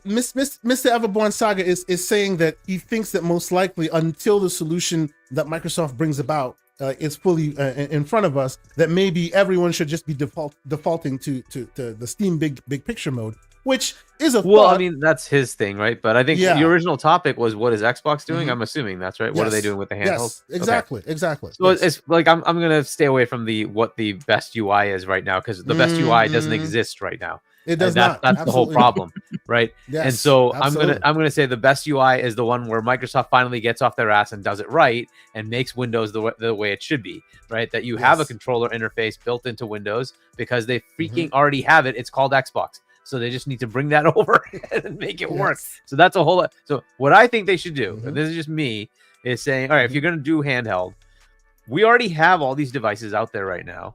And say the ROG Ally, it actually is a bit more powerful than a Series S, right? So there's nothing stopping a Series S from being a portable device. It's up to them to do it. They could take the same exact thing they have in the Series S, or better, I think they should just take the 7840 or 8840 that already exists in the ROG Allies and those kind of devices, which again is slightly more powerful than what you already have, and just say performance target for any Series S game is what we were expecting here. So yes, it has more oomph, but don't expect that oomph to be anything you need to target, right? We're not giving you a separate SKU to target for performance. Just make the game the Series S version, and that's what our portable will be. It'll run a 7840 or an 8840, and it basically is your ROG Ally. It's the ROG Ally, but it's running Xbox OS. It is like butter, Mr. Everborn Saga. Like butter. You just need to learn to configure, sir. Like butter. I'm sorry. Continue, Hargeet. I need to slander him. Are you highlight Slow-Mo's chat? Because I think he is 100,000% correct for once. Which one? Oh God, he said, what? Casuals ain't doing this? Of course. No. Last thing Slow-Mo said. Oh, the last thing. Okay. He said Xbox should use Everborn Saga as the barometer for what casuals are willing to deal with when it comes to OS friendly.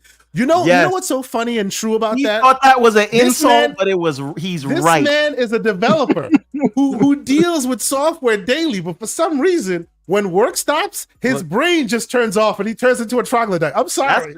When I clock out, I clock out.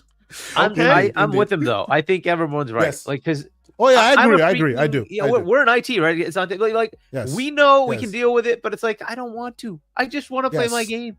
I don't want to like turn it on and say, oh, I have to do updates and drivers. And I don't want to do this. I just want to play my game. So yeah, I can handle it. Who cares? I just want simplicity, and I want that. I know the average person is like, I don't want to know how this real works. Quick. Paris put in the chat a great video by the Fox. Those who watch the show know that we had the Fox on some time ago when we discovered this video. You should watch it for yourself. Basically, Microsoft has been planning to do this for a long time, and they Trojan horsed the Series S and it's been there for a long time. And the Fox explains it fully. They have been limiting what the capabilities of the Series S can do in order for it to then quickly be able to transition into a handheld when they so choose. Exactly. Watch that video. It's very complicated, but it makes the point very, very well. Shout out to Paris for pointing that out. Go ahead, Hardy. Yeah, to me, that's the obvious thing to do now, right? So if the next gen, we don't know what the next gen timeline is. We hear all sorts of rumors that maybe next gen will be 2026 for Xbox, 2027 or 8 for PlayStation. We don't know, right? If the PS5 Pro, which has not officially been announced yet, comes out this year for PlayStation, it does kind of push out the when they can release the next console, right? You can't just say I'm releasing PS5 Pro and then in 2 years we're releasing PS6. That's probably not going to happen, right? So I'm going to guess that puts them out in 27, 28 for theirs. Since Xbox is not doing one, they could do 2026. They could. I don't know if they will, right? But if they're going to put out a handheld in this generation, I don't want them to put it out 1 year before the next generation. I think that's a fail because you don't want to put out hardware while you're announcing, here's our next gen, right? Because then what will be the point? I think what they should do is announce this year, just June showcase, and say we're delivering it in November, October, November, whatever, right? We're going to have a handheld this generation, Series S, your games, your Xbox, portable, right? And so it's essentially exactly the same as a Series S in a Asus ROG Ally form factor, right? Yep. But it's running Xbox. So you don't have to tinker with anything. It boots up in a controller interface. Everything's cool. It just runs Xbox, right?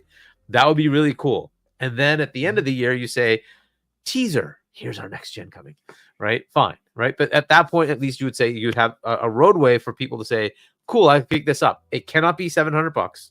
I keep hearing people saying that. No, it's got to be something in the $400 range. So they're going to have to figure out how they want to deal with it. Look, they already take a hit on the Series S, right? It's going to have to be something like that. So it's going to have to be a price range that's reasonable. Hargeet, though, I will push back a little bit on you, and I'll let Holly jump in here real quick because I want to hear your take on it as well.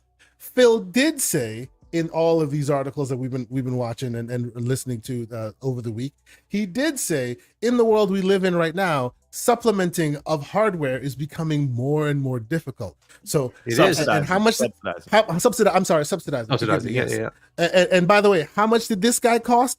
$699, sir. Well, there's two models. There's two models. Yeah, there's a $400 and a $700, right? Which let's be clear. Nobody bought the $400 model. I don't know. They also didn't market it well. But let's neither here nor there. The one that you have on the screen here, the Steam Deck, has a $400 model of $450, $500, whatever, $650. But it's also much less. It is also significantly less powerful than say the Series S. But yes, continue. But it plays the games, right? And so they're going to have to deal with this, right?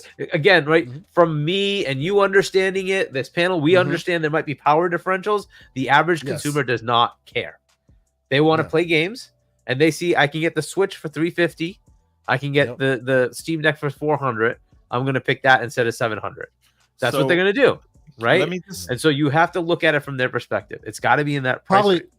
Quickly, Holly, what is your price point for entry for you to get one of these devices that is an Xbox device? What is your I'm no longer bringing my PC to the living room. I'm just gonna dock this guy, and this is my new Xbox in the living room. What's your price point of that for that?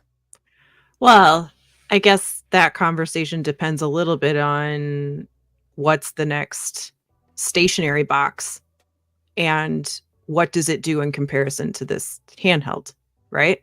Because if you're telling me that this handheld can do everything that I want it to do in a box, then I spent $700 on that thing. You know what I mean? And that's just for me to use it commuting back and forth on the train. So give me something. If you gave me something that's super high powered, and even if it cost $1,000 with a dock, I'm okay with that because it now becomes my everywhere thing. But I will say that there are things about a handheld that I always feel as a dumb consumer, I'm always like, but the handheld just feels cheaper, right? Than having your hardware box, right? Yeah. There's an experience that you expect with a box than you do with a handheld. And I would not, truthfully, I would not want my handheld to be my everything. That's part of the reason I don't play my Switch as often, right? Yeah, there's a good reason for that, right? Because the power differential, you're on battery. Right. Versus I'm plugged into the wall. I expect more power out of this thing, right? Right. There's all of the technical aspects, like we mostly understand, right? I mostly understand. You guys understand it very well. But I don't think that there's any reason why Xbox couldn't charge their cost to make this thing and it still sell just fine. And people will still buy a stationary hardware for their home. But what if they flipped the narrative and made this the super high-end thing that the people like us would spend a lot of money on, and made the regular stationary box at home the entry-level model? And that be it. And that's a very interesting point you make. Everborn Saga, I'll let you reply. The reason why I say that's interesting is because at the end of the day, do you know how much, if you were to, and I say it all the time, if you were to get a Series S of CPU, just the CPU for a Series S, which is not one-to-one, but it's damn close, it's about $230 just for the processor. Just for the not the plastic around it, not the memory, not the storage, not all the extra in the box, just the processor in the Series S is about $230, right? So imagine they're giving you something that really hits well, as MJ Dark is talking about, using Zen 5, which has so much optimizations that lets you do more with less TDP. It would be interesting, but the question is, are you willing to pay that $800 for it? Everborn Saga, what are your thoughts, sir? So one thing, just to come back to the core premise here, you asked about pricing and what I think it should be. I think that's gonna entirely depend. I was on the Lucius Augustus train for a very long time, which is what I wanted was a Series SP, which means this is a console and it's just gonna play your console game, so you don't lose that library. I am of a different mind today, where what I am looking for from this thing is for it to be PC based, something that requires an update to Windows, because I think that will be more impactful writ large. Not and that will have PC. I think that's going to be next PC. gen. Yeah, I think that's going to be next gen. I think that's Win 12 next gen Xbox. Absolutely. Right, but I don't see them putting out a handheld this gen if that's the case. So I'm only saying this to say, because that handheld, whenever it comes out, means that they've made significant updates to the user experience of gaming in Windows. And that means I could get this handheld from them, or my ROG Ally or your Zoe will get this update as well. Updates. And that's it. I can go and build a big 5090 by that time, beast of a Put PC, that on there too in my living room, and have that seamless experience where I'm playing on the go, whether it's their hardware or not, and and on my TV, and it could all be PC based. I said this on Level 1 Gaming a couple days ago. Like that's exactly the future they're looking for. They are a software company. If you want to be in their ecosystem, they have no issues throwing that software on your box. You want an Ally 2 that's an Xbox, it's for you. You want a Legion Go 2 that's an Xbox, it's for you. Or you can DIY it yourself, build your own PC, slap that on. That is the ultimate, that is the final form of sell. That specific point, if you do build your own, you're not going to get the seamlessness, because there's no way they can cover everything, right? Exactly. If they are partnering with you, then it will just look and feel like an Xbox, because they will cover the updates. Absolutely. Well, I mean, think about this, right? Every version of Windows with I think it started Windows 10, maybe it was Windows 11, that had to have the TMC chip in it. They just said TPM chips, right? So you had to have that. Now they're saying in the next version remember of Windows, though, you just say that and move on. Remember though, when that came about, while Mac has been asking for that for a long time and all this, when Windows instituted that, there was blood in the effing streets for months. For months, but then we all moved on and was like, okay, that just comes in PCs now. And then now they're saying they're going to want to, I don't know if they're saying this is mandatory, but they're going to want APUs to handle AI tasks if you're going to run a Windows machine. And there could be certain things that they say as a baseline for new Windows PCs. You have to have this, and maybe you have to have an Xbox button. Maybe you have to have certain things that will make like as MJ Dark was saying, a reference design, a template, if you will, for other partners to follow. Exactly. Yes. Yep. So to me, I just think, and here's the controversial piece, because how does the licensing pieces of it work? If you like, okay, let's say they do move to PC. Let's say they do what me and Hargeet want, right? If you're saying you're moving forward, this is the next generation, and we're going to be PC based. How do you oh man, you would need to read that, because I'm not gonna. I'm not reading Give the man his proper due. Tell him how much he paid. He said that. I think he was talking to a different Everborn. He said Everborn told me he wasn't going to play Stellar Blade until he could restock up on his favorite lotion. Listen, sir, I am the one who has not downloaded Stellar Blade, and I specifically said I have not downloaded it because I have a family full of daughters and a wife, and but the me waking up in the middle of the night playing that game does not make sense. So you guys that need that kind of thing can go and play that game right now. I'm not the one that got it. You got it on your machine. You were playing it talking about, this is a pretty damn good game. Why did you say it was a damn good game, Slow-Mo? What was you looking at? Because I haven't played it, sir. Okay. I'm sorry for that, Blue. Enough of that. But anyway, she's just sitting here. She needs popcorn at this point. So the thing is, I want to talk about how you handle licensing. And by the way, Blue, you said you'd like a PC based Xbox if it brought your user experience over. But what if that came at the expense of your library? Right, and you would only get the stuff that would play anywhere. How would you handle a situation like that? Well, if you remember, Phil told some person in a regular Xbox party chat that by the end of the year, all of your owned games will be available via the cloud. So I think that cloud, we know, is not the perfect solution, right? But you will have access to everything you own.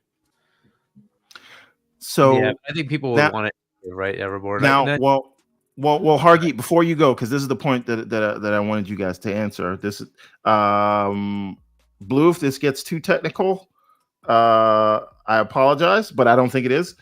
He's putting on a technical hat. Let's see. Okay, so right now we know how back compat works on the Xbox, right? They're using the hypervisor, but let's just call it container technology, right? So basically, they're spinning up an OG Xbox or a 360, and it just has what it needs in order to play that game. So the game thinks that it's being played on that OG system, on that hardware, right? It's just software. Now, what is to say, right? And we want to get into the licensing piece of it. What is to say they can't do that on a PC based Xbox, but they limit it to when you're in the Xbox mode? So if the desktop, what makes right now today, Xbox is running on a Windows kernel. It just doesn't have the Windows shell. It has its own shell, right? But it's still the same base kernel. So what makes it a console versus what makes my desktop a PC really is the shell when you think about it. It's a very mushy middle. Yes, it's a marketing term at this point. Yes. So what if when you are in the Xbox shell, you cannot access the desktop shell, right? But they share the same file system. So you could then get out of the Xbox shell, hop into the desktop shell, get whatever games from whatever store you want, download them, and now when you're in the desktop mode, you cannot play these console games. Yeah, but because you have the hypervisor won't load in the desktop mode. Yes, you would have to go back to your gaming mode, which now puts you in the console world, and then you can play these games natively. Is that a way to get around the licensing? So I think the licensing thing is first overblown, but second, I think the main headache here isn't that. It's just basically if you have an actual Xbox? And has anybody actually defined that an Xbox must be made by Microsoft? Do you think any of these licensing terms are written saying the Xbox must be made by Microsoft? It's just a hardware device that's got the label Xbox, right? So if Asus ROG Ally 2 is an Xbox device, Ally 2 powered by Xbox, just like Samsung powered by Android. Right? So ultimately, anything that is an Xbox, so my homebrew PC, you're not going to get the can be an Xbox. But it can have an Xbox UI, but it's not going to be the full experience. But if you have a certified device that's called an Xbox, you should have full backwards compatibility, right? I think from a licensing term perspective, they should be covered. The question is, can you go beyond that, right? And that's the big question mark, right? Do you say, hey, my homebrew machine should be able to do that? Cool. That they'll work out. But at least to the point of saying... They can disassociate the hypervisor, put it on... Hyper-V runs on all Windows. It can be done. Easily. It can be done. Right? It's a licensing problem, right? Yes, it is. Yeah. In the licensing terms, it's an Xbox device, right? As long as it's certified as an Xbox device, then it's Xbox. So you think certification of it being a sort of branded device is how you can define it for them? Because let's ask a fundamental question, right? Today, since we already talked about the shell and you're running a Windows kernel and you have a custom UI on your Xbox Series X today, if an update came out tomorrow and added the ability to run the Windows shell, is your Xbox easily come out? No. It's not about whether you want to do it. This is just from your partners and publishers and people who publish those games in a licensing perspective. Is that device that has a secondary ability of running proper Windows shell, is that now a PC? Therefore, you're messing up the license, or is it still a console? Well, you're still thinking that you need a Windows shell. Why do you need a Windows shell? How do you get the other stores? Like, if this thing's PC based, how do you get the other stores? They can deal with that for you in their same store. They don't need any of you're still no. Hear me, everyone. Like, you are defining it by what you can do today. They have let you do what you can do today. They can literally disassociate all of that, make it all work on the back end. You still go to the Microsoft store, and now here's Steam, here's GOG, here's all of them in Microsoft without a shell. If Steam allows, and that's what they're working. That's what they're working. That's what right? they're working. So we don't know that they want to do that. Well, so if you heard Phil say it, and if he says, did you hear Gabe say conversations are happening? Did you hear Gabe say it? That's all I want to know, bro. That's the negotiation. And so, so everyone, the thing that I talked to about Paris, right? This is how I switched him over. Was like, I buy Ubisoft Plus today on PC. Yep. But it's available to me on my Xbox. You know how? Yes. Xbox and Ubisoft worked out a deal that says you can have this here, and there's a store page that shows me my Ubisoft Plus.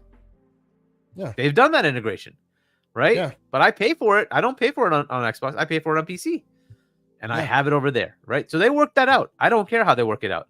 Now, apparently, this is just based on some assumptions, but there's a plugin capability coming into the Microsoft Store with the next update. It's not assumptions, sir. It's already here. Like, you can go into the Microsoft Store right now and see the plugins available. Yeah, you can see the plugins available for EA Play. You can see the plugins available for Ubisoft Connect. They're all there. You just got to plug the others in. What that does is essentially say that the Microsoft Store, now this is, again, my vision, is that the next gen, it basically is Microsoft Store. That's it. There is no Xbox Store separate. It's just Microsoft Store, because you're just targeting Windows. I get scared when I hear Microsoft Store. Can we call it something different?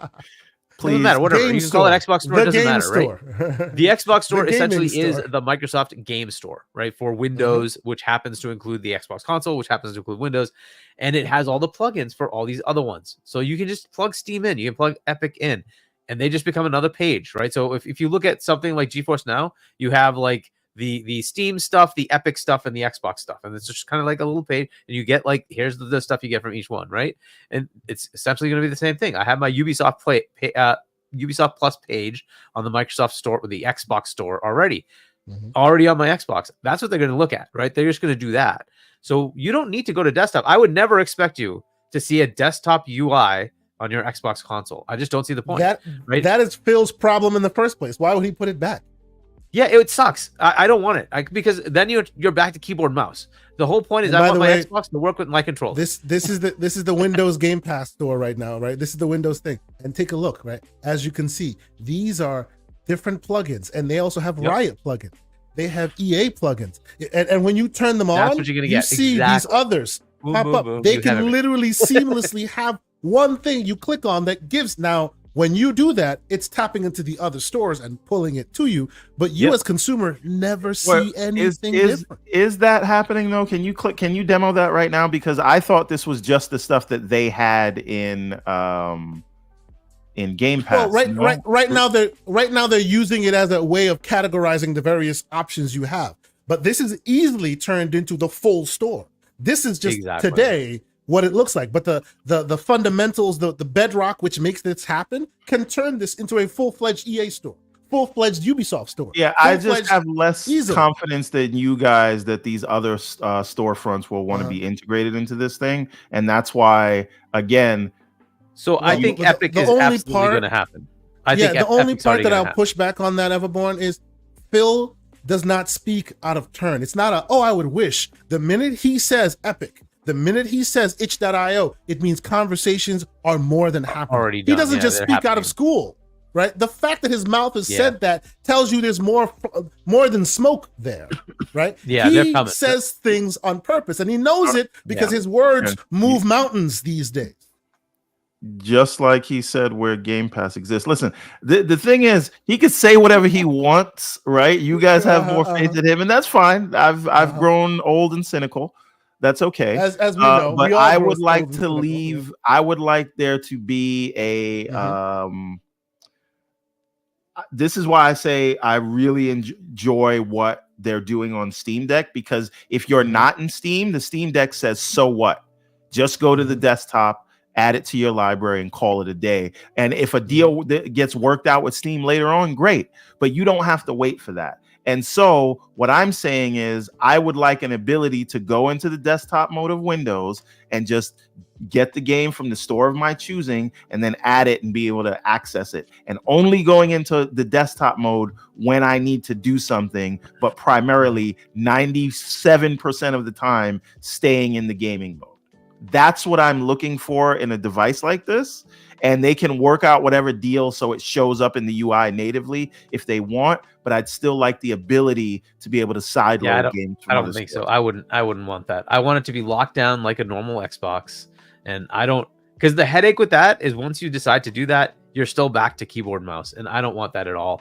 I want to pick it up and it feels like a Switch. So for those who haven't seen it, this is what he's talking about for the Steam UI. This is literally what you get on the Steam Deck. This is literally when you hit big picture mode on your PC. This is what you're looking at. And this is my library, by the way. Please keep going. That was Blue. You wanted to say something, right? Yes, please, Holly. You wanted to say something, please. Phil very clearly said in that interview, too, that he wanted whatever this is to be controller based. He doesn't want mouse and key associated with it. He specifically said that. And honestly, I don't think Xbox is going to get into anything that has these options unless it is the most simplistic, lockdown, easily accessible interface for people, because again, they don't want to go back to customer service and people screwing things up and having the issues that are going to happen, right? We all know how to sit down at a PC and open Word or open Excel, but people do not know how to do that with games, nor should they have to, right? Because we have been given this console experience, and that is the only way they're going to provide something. Yeah, which would be useful. Now, the other thing he did say was he doesn't mind that if you're on a normal PC, that they have an Xbox app that brings up the Xbox UI. And in that world, you can kind of be in an Xbox world, but you can go back to your desktop, do whatever you want, right? And that's a different market. That's a different SKU. That's a different thing. But as far as like the Xbox hardware, if I'm looking for an Xbox portable, I want it locked down. I don't ever want to see a desktop UI. I want the standard Xbox UI, and that's it. I want it to be very simple. Yeah. And by the way, like the reason, and Everborn, you're saying we have a lot more faith than you might. The reason why I have faith in this is because, as you know, a mutual buddy, Mr. Boomstick, we talk with Boom all the time. He is my barometer of the gamer who wants an Xbox in his hand, right? And he says a lot of that, right? He doesn't want a PC in his hands. He wants an Xbox in his hands. He's got a ROG Ally. He plays all the, he tried it. It didn't work out for him. And it's super interesting to me that the head of this multi-trillion-dollar gaming initiative company, right? That head literally spoke with Boomstick's words, right? I don't want this. I just want it to run. Now, of course, I had to give him a little bit of smoke, Mr. Phil Spencer, when his first problem was the Fallout 76, which nobody tell him he completely owns that problem. He could have solved that already instead of using that as his barometer. You want cloud saves and cross progression? Tell Todd to do it. Instead, you want to use that as your talking point? I thought that was a little bit unnecessary. But by and large, he's speaking like as a surrogate for the normal, casual, the gamer who just wants an Xbox right here, right? And if he's speaking that way, I don't see a world where they muddy the message and make you do that. It will be Xbox OS, boom, right in front of you. It won't look anything different than what you're used to, because he's basically saying that, right? That's what he's advocating for. Will they get there? I think the devil will be in the details there. Holly, I do you disagree with me? Are you willing to learn more to have your console, or is that the minimum requirement? I think that's the minimum requirement. Same console, but in a handheld. What are your thoughts? No, I think it has to be that. And it's not for people like me who I'm trying to learn way more about, the hardware and the aspects behind it now. But that's because I'm in this space, right? And it's something I should know and should know more about. But the average person doesn't have to nor want to do that, right? They have other things that they'd rather invest their time in, and they're not going to have the patience for anything like that. That's the quickest way to drive people away from your system. It has to be simple. And Valve, I mean, I don't know what's going to happen with Steam, but Gabe Newell was very supportive of Xbox during the ABK stuff. They were behind them. They talked very favorably of their relationship. Now, how that translates to the business side is another thing, but it doesn't seem like there's bad blood there or any sort of standoff. And Phil's a good negotiator, I assume, given where we are now with the amount of studios we have. So Sycamore 7007 with a $10 super chat. Shout out to the great Sycamore for being here. He says Everborn is the perfect customer to beta test this for us into the future. FYI, Xbox has a keyboard and mouse set up already. The handheld, Xbox handheld, let's go. He talk about it. BT Maverick, also here, 707. He says, with a $10 super chat, thank you, sir. He says, do you guys think Sony will try to block Xbox's APU as soon as they recognize it is on Steam, trying to play it in their games, kind of like Destiny does with Steam and Linux? Is that legal? Welcome, Blue. So let me speak on that real quick, and I'll get your takes as well. For me, I don't see that happening for two reasons. One, the Destiny conversation, that's a little bit of a different, a bit of a side, because specifically Destiny, they don't, there's ways of circumventing anti-cheat easier on Linux than even Windows. So instead of spending that time and effort, as soon as the Steam Deck came out, when the Steam Deck came out and all that conversation was started, right? At that time, there's always been a strong contingent in Linux, but not many, right? And because of that, the R&D necessary to make it seamless on that side the juice wasn't worth the squeeze for them. So instead of spending the R&D dollars, they said, screw them, and locked it down. That's what happened with the anti-cheat stuff, right? As more and more people grow in the Linux realm, you're damn right, anti-cheat's going to start working on that. Many of them do, but the popular ones still haven't spent that R&D dollar, right? So that's why I think that's a little bit of a different thing. As to what PlayStation will do, I think we spoke about this a little earlier. Microsoft, Xbox, and Sony are not really, you cannot really use their historical actions to define where they're moving forward now, because there are different seats there, right? Back in the day when Phil would pick up the phone and have a conversation, he was talking to Jim Ryan. He was talking to people who are no longer there, right? Even Phil himself was on a different page of the exclusivity book. If you've read everything that they're talking about now, they're basically saying, sorry, Graybeards, we're done with that. So using the historical information to inform that, oh yeah, Sony will be petty and remove their games. No, they won't. Toki's trying to make some money. Like, what are you talking about? That I don't see a world where that happens at all. They want more money. That's what they want. They know that even their existing base is shrinking. People there don't, as Holly has perfectly put out, it's not like, oh, they have 50 million, so 50 million. No, you then have to divide that and divide that some more and divide that some more to the specific category of gamer that will play yours. And that ends up being 2 million, 3 million, never enough. There is no world where they go, well, it's on Xbox's new OS now, so we're going to take it away so those people can't give us money too. I don't see that world happening. I'm sorry, Hargi, I know you wanted to chime in. Go ahead. Yeah, so I agree with a lot of what you said. Look, if they do that, and let's say they go down the path that we've been kind of outlining, where they have partner devices. You're saying every ROG Ally 2 will not play it, every Neo 3 will not play it, or every Lenovo Legion Go 3, 2, whatever the heck it is, will not play it. I don't think they live in that world. I think that's a stupid idea, right? So, and in the world where it was fierce competition, that's one thing. In the world where they're looking to survive and move to the next thing, you don't suddenly say, hey, where I was trying to get my money on PC, let me cut that off at the knees. Like, that's just a bad idea. And I agree, Hiroki does not care. He does not care about this console war stuff. He's looking for cash.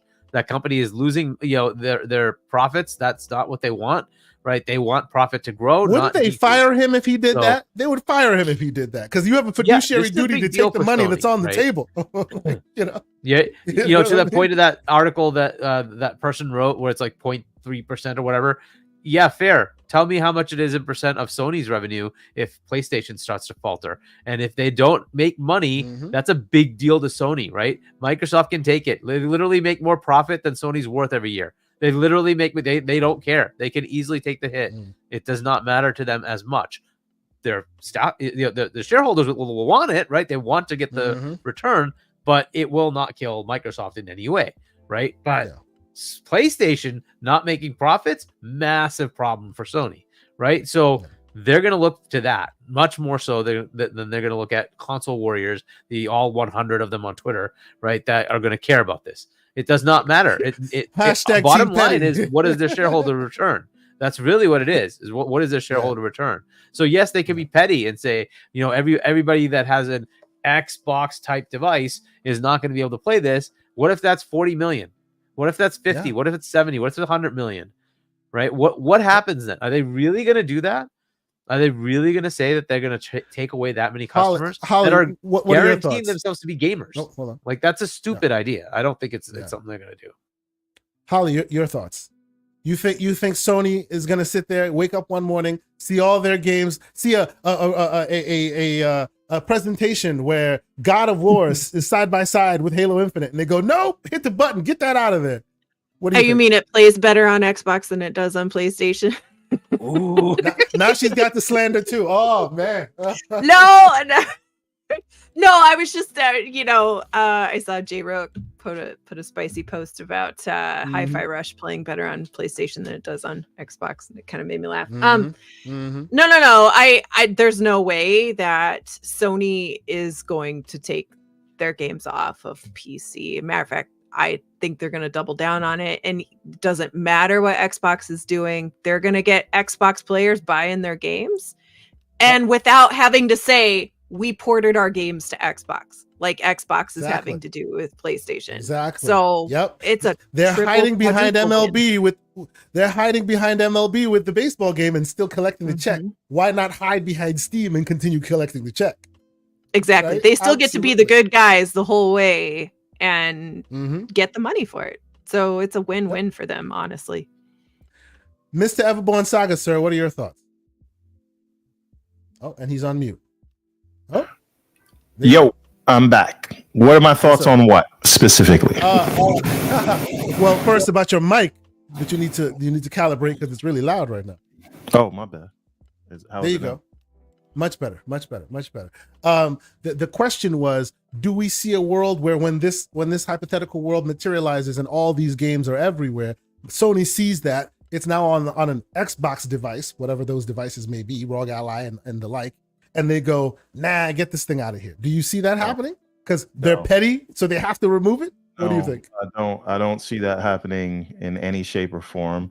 I think that, again, this all relies on whether the device is PC based. And if it's approached like what Hargeet's talking about, where these things are like from their partner manufacturers like Asus and things like that, are you gonna, and they on all these things are using the same APU, right? Absolutely. Right? Yeah. All the handhelds right now, not all of them, but a lot of them use the same 99% of them use so are you gonna block it? Are you gonna Yeah. block it from all of them? And all do of you them. think that people wouldn't be able to get around? First of all, of course people would find ways to get around it. But I just don't think they would take that step, right? These are other people that want to buy your games, and whether you play it on that hardware or not, I don't know that they care, unless they're going to pull the game from Steam, which they're not going to do.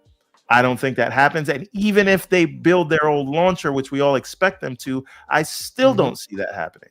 So no, if it is PC based, I think they're in the clear, especially if what Microsoft does is build this functionality into every PC, into every version of Windows. Why don't you take Sycamore's last super chat there? Read that while you're talking. So shout out to Sycamore. Phil Spencer flip-flops faster on his messes than a dolphin out of water.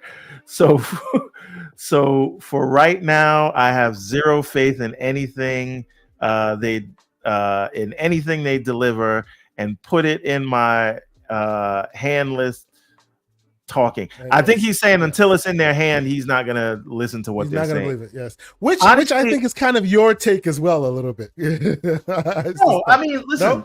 No? Yes and no, but I think we should be like that with all of these companies anyway, right? Sure. Right. Yes, you judge people on what the offering at hand is today. You can see the vision, but until that vision comes to fruition, you can change your mind then, right? So it's on them to prove this to people, right? People thought they were building to a place where they could have exclusives again. That is what they told people. I don't care how anybody else tries to spin it. They told people they were building their own exclusives, and people acted on that promise. That is a fact. And now the business realities on the ground have changed, so they changed their mind. So they can promise you whatever they want until they deliver that thing. Don't trust them as far as you can see them. Don't trust promises. I'm still waiting VR on my Xbox One X. I'm just saying. I'm not. That was a dumb idea, and I'm glad they didn't do it. But you know, if they do it, great. Like we all have our different views of what it should be. I think this should just be a mode of Windows. Therefore, it is undeniable. If it's on specific hardware, maybe Sony would want to block it. But if this is in every Windows device, if it's built in, good luck is all I say. So, and yes, Z Rider Black, we always lose sight of this. They still have exclusives, and but this is why I say, when you're talking about marketing and messaging, it is not what is really happening on the ground, right? It is what people understand. It is what people believe versus what is really happening. So right now, this is all the talk, even though there are more first-party games coming out from Xbox this year than from PlayStation, but that doesn't matter. Those are minor details against the perception. So back to the handheld. Back to the handheld. Yes. I do not trust that Phil or anybody else doing contract negotiations will be able to work something out that allows all those stores to natively live side by side, where there's a seamless experience for us. This is why I think Valve has already figured this out, and they should just do exactly what Valve did. Make an Xbox version of the Steam Deck that is a PC I love how for the longest time I was advocating on this air that the only console-like winner is Steam Deck, and I was told I was spending game bucks. And now you see Scrooge McDuck Everborn here swimming in the game bucks, and it's okay. It's amazing to me. I love that we are here right now. All I'm saying is, if you want to know my vision of this thing, And look at Steam Deck. Look at Steam Deck. I just want that. I agree. That is instead of Linux, Windows, and instead of the Steam OS, and Xbox OS. Mm-hmm. Windows when I want it to be, but never when I don't. That's it. And I can install games from these other stores and just add it to my library. We make it seem like rocket science. It is not, because everyone uses a PC for work anyways. You can go into the PC mode. You can go to your store. It's the technical mushy middle and the licensing thing that seems to be the sticking point. This is the thing. I do not think that I think it is trivial to add games to your library on the Steam Deck. You go to the desktop mode. You're not like a hacker, right? You just you click a button, go to desktop mode. You get in the browser, you download the launcher you want, and you download the game you want. I take issue with that. I'm the first to tell you, do not buy this. I bought it because I can handle it, and the normal public should not buy this. You've heard me say that multiple times. So stop the slander, sir. You've heard me say that before. Don't say that. Please continue. Even Everborn, you've heard me say that, right? I say this is not for normal consumers. He's saying I'm capping, trying to get everybody to buy this. No, I'm just saying you have options. Let me ask a fellow casual here, like myself. Blue, would it like if let's just say they make this Xbox handheld and they add the same software to your PC, so you have the TV experience in Windows, and that's just locked to the Xbox store when you're in that mode. If you could click a single button that says go into Windows, and then you got into Windows, is it that difficult for you to download Steam or Epic and download that game, and then right click on it and add it to your library, and then Boomstick won't do that. No, wait a minute. Is it that difficult for you to go into a Windows PC, which you probably use every day for work, to download a game, right click on it, add it to your Xbox library, and then you come back to the Xbox gaming mode and you never have to see the Windows mode again, and you can just play that game and launch it from your UI? Is that too difficult for you? I know what you're saying, and no, it's not, of course, but why couldn't it automatically do that for me anyway? Like, why do I have to do the extra step if it could already be automated? Well, here's the thing. Maybe you could automate it in such a way where you just give it the drives where the game lives and it can pull it in.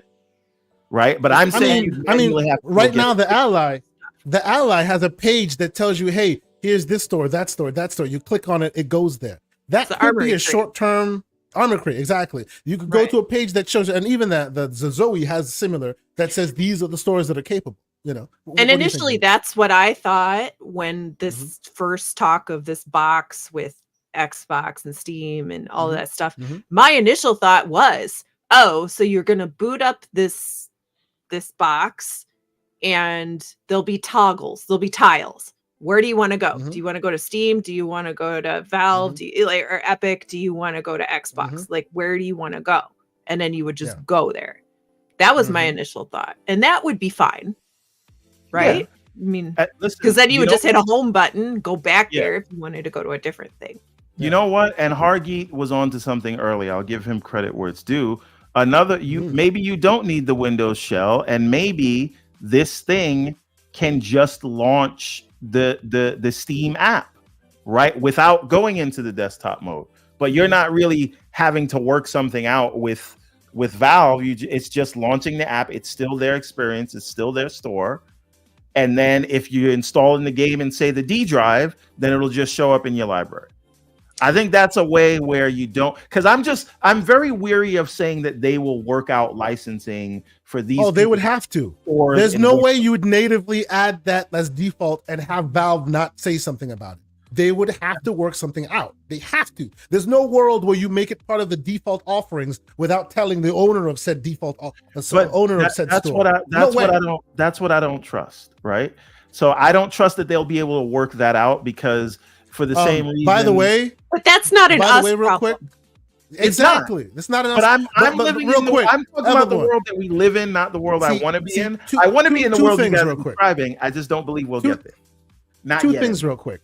One, they have been circling each other for many years. I have seen Microsoft official events where when they boot up the start menu, you see Steam, Valve on the screen. They have been trying to get this worked out for a long time. Rumor has been that maybe the dollars and cents in the background haven't worked out, but they've been trying to get this done for a long time. And two, the one thing that I've heard that people keep doing that kind of rubs me a little wrong is you should not live in a world where it has to fit in your complete understanding before this $2 trillion company can make it possible. They are able to do and think and solve problems that are beyond your comprehension. So assuming that it can't be possible because I can't see it, that's a little short-sighted. Let the $2 trillion company do it and show you before you say it's wrong. Since you want to put it that way, they won't do it. And I'll put the knees on it. They're not going to integrate the stores. It needs to be separate. And if it does happen, it will not happen in at least the next 5 years. Something would have to change. So I'm only advocating I would say it's next gen. Side load. I'm advocating for a way to side load until they figure that out, because I don't have faith that they will figure it out. Sorry about that. So real quick. Go ahead. Wait a minute. Real quick. Say something. Oh, please, Bo. Yeah. I was just going to ask. I'm just curious because we all have, well, anybody has a PC has probably the majority of their games in Steam. But let's say I'm half and half, but yes. Okay, that's fine. But let's say that they only work out something with Epic and itch.io, right? Like, but let's say Steam is not part of that equation. As a consumer, are you now going to buy your PC games from the Epic store because of the accessibility that you get to the Xbox platform instead of buying it in Steam and just not being able to play it on your Xbox? That's tough. Yeah. See, this is why I say let the $2 trillion company work it out, because they know definitively that people have built their libraries there. And for the record, it's not magic. It's how much you're going to give me, right? Right. If you want your device to be the device, how much are you going to make it worth my while? And they are a $2 trillion company that can make it worth anybody's $3 trillion company, but three. I'm sorry, right? So, like when I say that, it's not like they magically make it happen. Is it worth your while for me to be part of your ultimate device? Well, then maybe you get less of the margins and I get more of the margins, and you can still justify that because ultimately, then people have your one device, right? So the background machinations that they work out is beyond our comprehension. And it does not have to make sense to us for it to be real, right? No, but I'm saying, but those are the valuations though that are happening. Yes, right. Absolutely. Like for Steam, they're going to say, "How much will we start losing?" Yes, absolutely. And obviously, there has to be a making of whole, or somehow Valve has to feel like it's advantageous to them. That's why I was saying, like, in a world where they bring Steam over to the console market, right? Maybe Microsoft takes 3% of the 30%. Now Valve gets 27% from those hardware, from those games purchased on that hardware. But that's 27% of a market you had 0% in before. You were just on PC, which is a big market, no doubt. But now you have 30 million people extra, at least on Xbox side, giving you 27% that you didn't have before. That is so advantageous for them. And Microsoft would take it because even though they just get 3%, now you can tout having Valve as part of your device as the ultimate device. These machinations may not make sense to us, but to assume that it's not possible is a bit short-sighted. Go ahead, Blue. I know you wanted to respond. No, there's just a couple things bouncing around my head back and forth with that. I mean, yes, there's a balance sheet there, right? The pro is that they get all these extra people. The con is the PC players that are willing to buy an Xbox. And I'm telling you, I think there will be PC players that would now just buy an Xbox as well when they didn't before, right? And then they're like, oh, well, I guess I'll just start buying my games on Epic. Because also, Epic gives away good games. Right? Absolutely. They give away a weekly game. They're good games. Next week is Outer Worlds, just as an example. But which by the way, Outer Worlds would be a deal with Microsoft, kind of, sort of, and 505. Right. They need to make that deal in the background. They make money in the background. That's how you just get it. It's not like Epic is just giving it to you. No, there's just some money changing hands back there before they can give you that free game. Please continue. Absolutely.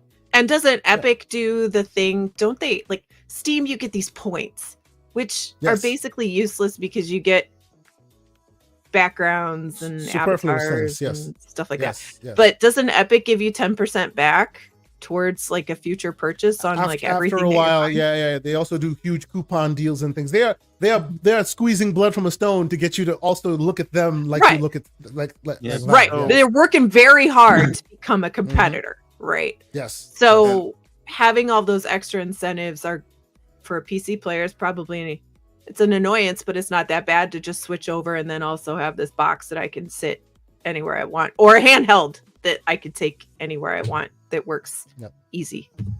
So one thing, really quick, Hargy, and I apologize. One thing I would I'll let Hargy get the last word. Go ahead. Yeah. Add as an incentive. Again, I don't believe they will work this deal out, but I'm just I'm trying to play ball with you guys that think this thing is possible.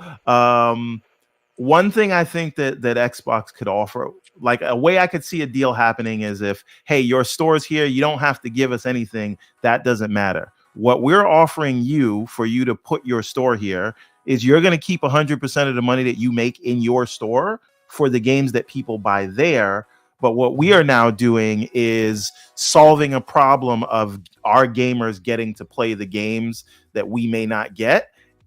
And that in and of itself could be enough for it to make sense for Microsoft and for Gabe to do it. What Microsoft this is why I'm saying that $3 trillion company has more than you'd think. What Microsoft is offering Gabe is a way into the living room. Now, we say they could make a Steam box, and we hope they do that, but that's not guaranteed as an entrenched brand that people understand for the living room. It's already in the living room. That's right. Xbox. So you could say, listen, keep whatever you make from the people that use your store. But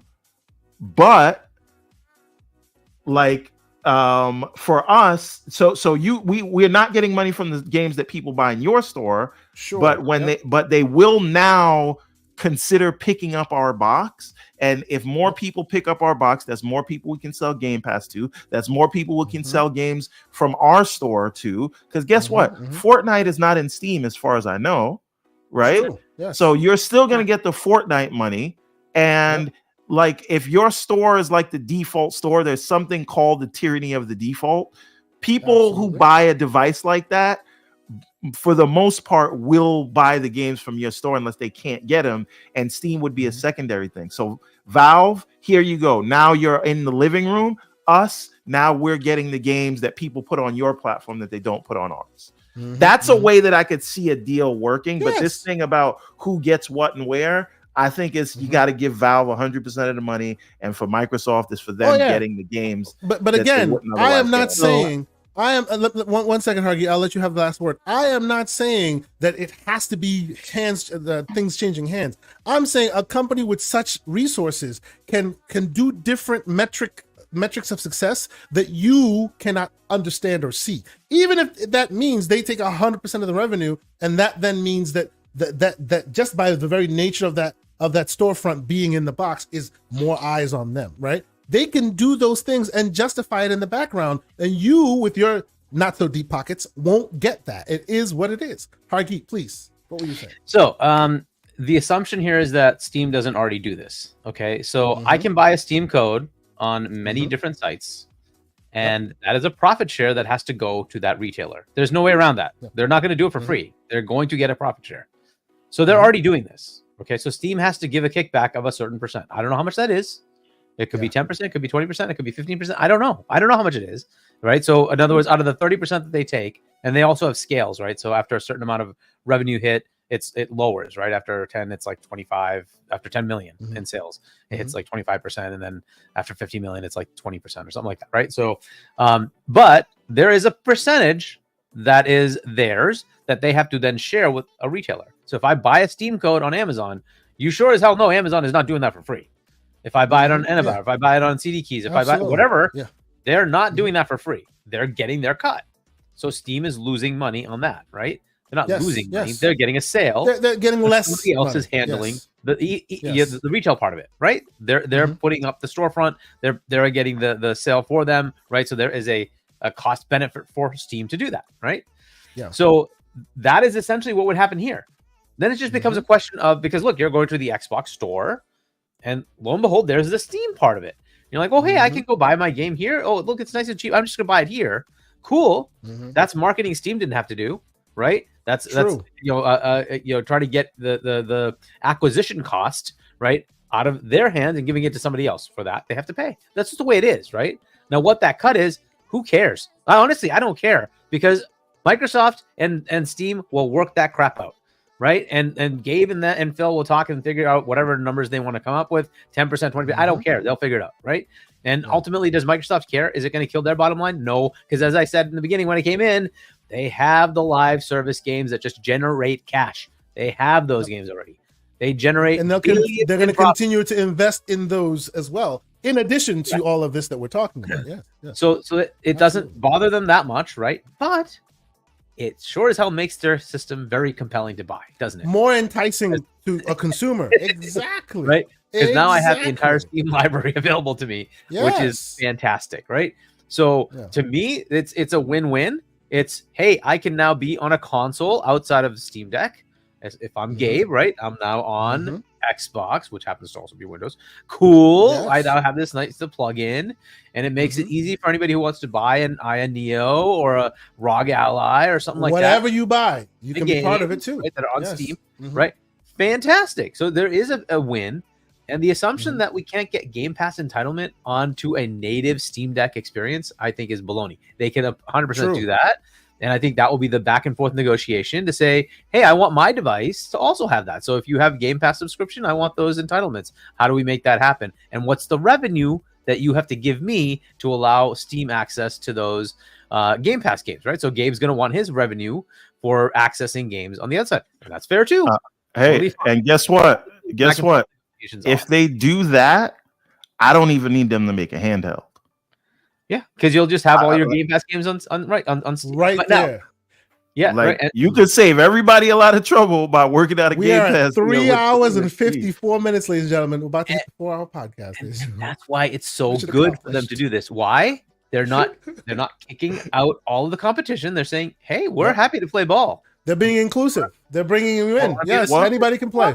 I think I can button this up. I think the mushy sort of middle economics of it or licensing discussion, I think that's an after effect. What the real, I think, news and meat and potatoes of this discussion is, will future Xboxes be able to run native PC games? Well, that's see why not. Proposed as far as the next gen Xbox, right, is to eliminate that one barrier they have. Right, the next gen, it should just be I run native Windows game. That's it. Right. Even like there should be no secondary console thing. You're just running native PC games with all the sliders and all those things that you can do if you want to. I 100% agree that. But see, my thing is, I just take it a step further. I could see a world dominated by an Xbox OS that was built into Windows. If every Windows device that you sell is an Xbox, that to me is the recipe for success. But what I'll put out there, everyone, is the little headache you have is that if it's a pre-built certified device, you can do that. If it's a custom device, you can do that, but you will have to flip back to your desktop mode that you keep talking about, because you will have to update your system yourself, because Microsoft can't handle every stupid iteration that PC, Windows will run on, right? So it's going to have to be sanctioned device. We'll control the whole thing. It boots up Xbox only, and that's the way it is. However, 100%, you can absolutely have that in your own custom built machine. But you handle the headaches of driver updates and firmware updates because they can't control everything, right? So, ladies and gentlemen, we are minutes from that 4-hour timeline. And give Blue the last word. Give Blue the last word. I'm not going to stand for 4 hours. So, Blue, you are our guest here. We appreciate you being here. Let's get your last word. Do you see this world materializing for us? We see it in June. It comes out this summer, this Christmas. Do you see it next gen? Where do you see this? Hypothesize for us. See into the future and tell us what we're going to see here.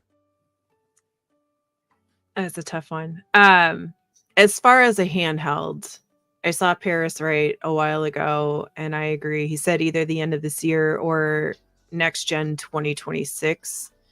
And I am more leaning towards the next gen 2026 option. I just don't quite see that happening now because they'll want to be, on the next thing. And you don't want to release something and then have a new console shortly after and then the power narrative and all that stuff. Right. Exactly. So I would see that happening then. I think it has to be seamless. I think it has to work as simply as a Switch does. I do think that there is something going on for sure with Epic, probably itch.io, because he mentioned them. I think Valve is a little more still on the table. I don't think it's off the table, but we shall see what happens with that. I think there's a deal to be had. It's just how hard they want to work at it. Both sides, how hard they want to work at it. And I would say that all of that will be wrapped up and on the next console, whatever that landscape looks like. But I do think having this conversation and seeing that article from Polygon come out recently, I do think that the next gen console will be a different world. I think we can all agree. I think we can all agree that next gen is not going to be like any gen we've seen before. I think there's a lot of changes coming from all sides, and if you are a person who games everywhere, you will benefit from it. I'm looking forward to it. Blue, I will let you continue to speak and tell the great people who are stuck with us for this whole 4-hour tirade, still 200 and some odd people. Thank you guys so much. Where they can find you, all the places that keep up with your ongoings. This was a great conversation, and you lent so much to it. Thank you for being here. Thank you. Thanks, chat. It was good to see you all talking and even lurking. That's totally fine too. I really, really appreciate you guys asking me to be on. It was super honor. I always love talking to you, Kay, because you're so knowledgeable about all of this stuff, and you have a love for indies, which I also really appreciate myself. I am on the Renegade Realm podcast Tuesdays at 5 p.m. Central, and also the Infinite podcast on Friday nights at 7 p.m. Central Time. And I'm that blue number on every gaming platform as well as on Twitter. So find me there, follow me. It'd be fun. Thank you so much again. And I appreciate you so much. Yes. And I will quick aside say shout out and we appreciate the man Paris Lily for always jumping in here, giving us his takes. He makes the show better every time. I don't care what anybody says, sir. You are always welcome here. And the chat will poke you with sticks, paws, and you will poke them right back. Hey, yo. No Diddy. This is a PG-13 show, sir. Oh, this is not a PG-13 show. You and I both know that it went way off. But Hargeet, since you're being slanderous, sir, why don't you tell us where we cannot find you and where we will be able to keep up with your ongoings this week? Yeah, so I am not on Twitter or any other social media, whatever thingies, but I'm on Discord if you want to check me out there. It's HChani, and then same on Xbox, HChani. And yeah, shout out to Paris. Definitely was fun chatting with him on Web Dave's podcast, going over the Steam coming or not. And then, that turns out a couple of days later, we get the thing that, yep, it's happening. So that was great.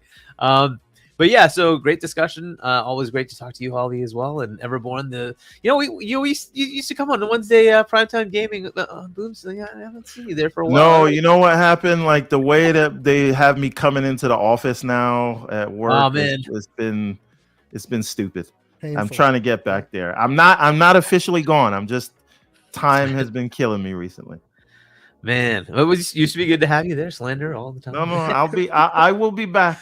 In the words of a certain murder robot, I'll be back. Okay. As my caption has, wherever, like this way I point, whatever, like was a Game on Daily. That's hard to get. Whatever. So GameOnDaily.com and then YouTube.com/GameOnDaily. Check that out today at 4:00. Eastern time. We'll have go live. I will actually be on C Money's night shift, which is shifted from yesterday, Friday night, to today at 6 p.m. U.S. Eastern time. So check that out on Point for Gamers, I believe is the channel. And then we'll be back on Fonz's channel, Fonz Gaming, for Games Talk Live. That'll be Sunday, 6 p.m. U.S. Eastern time. Check that out. And then back to Primetime Gaming, the aforementioned Primetime Gaming, on Wednesday at 7 p.m. U.S. Eastern time on Double Barrel Gaming, Boom's channel. Thank you so much. Now I don't know if it's Sap with an H, Sapo or Sapo, I'm not sure. But with $2 super chat, I'm sorry if I mispronounced your name. He says, waiting for that P. Diddy fight sim. Xbox, let's go. I think they're not going to go anywhere near there. I don't think they're going anywhere near that one. Yeah. But somebody could throw it in there, right? There's a whole store in there. Somebody could create it. Yeah. Mr. Everborn Saga, sir, where can people keep up with your stuff? What's going on? I know you're still hot and heavy on them Twitter streets. What's going on with you this week? Not as much anymore. By the way, life hack. I have turned off my Twitter notifications completely. So you just live life and you don't get random messages that drive by slander. Right. Yes. So now I just go in to Twitter when I feel like it and I get all the updates. And I'm telling you, it has done. I recommend it. Turn your Twitter notifications off and just go in there when you feel like it, and then catch up with where you want to catch up. That being said, what I will be doing this week is playing The Quarry with the family. That's our thing for tonight. And I want to try out Big Box on the ROG Ally. I've been experimenting with UIs for it all week. One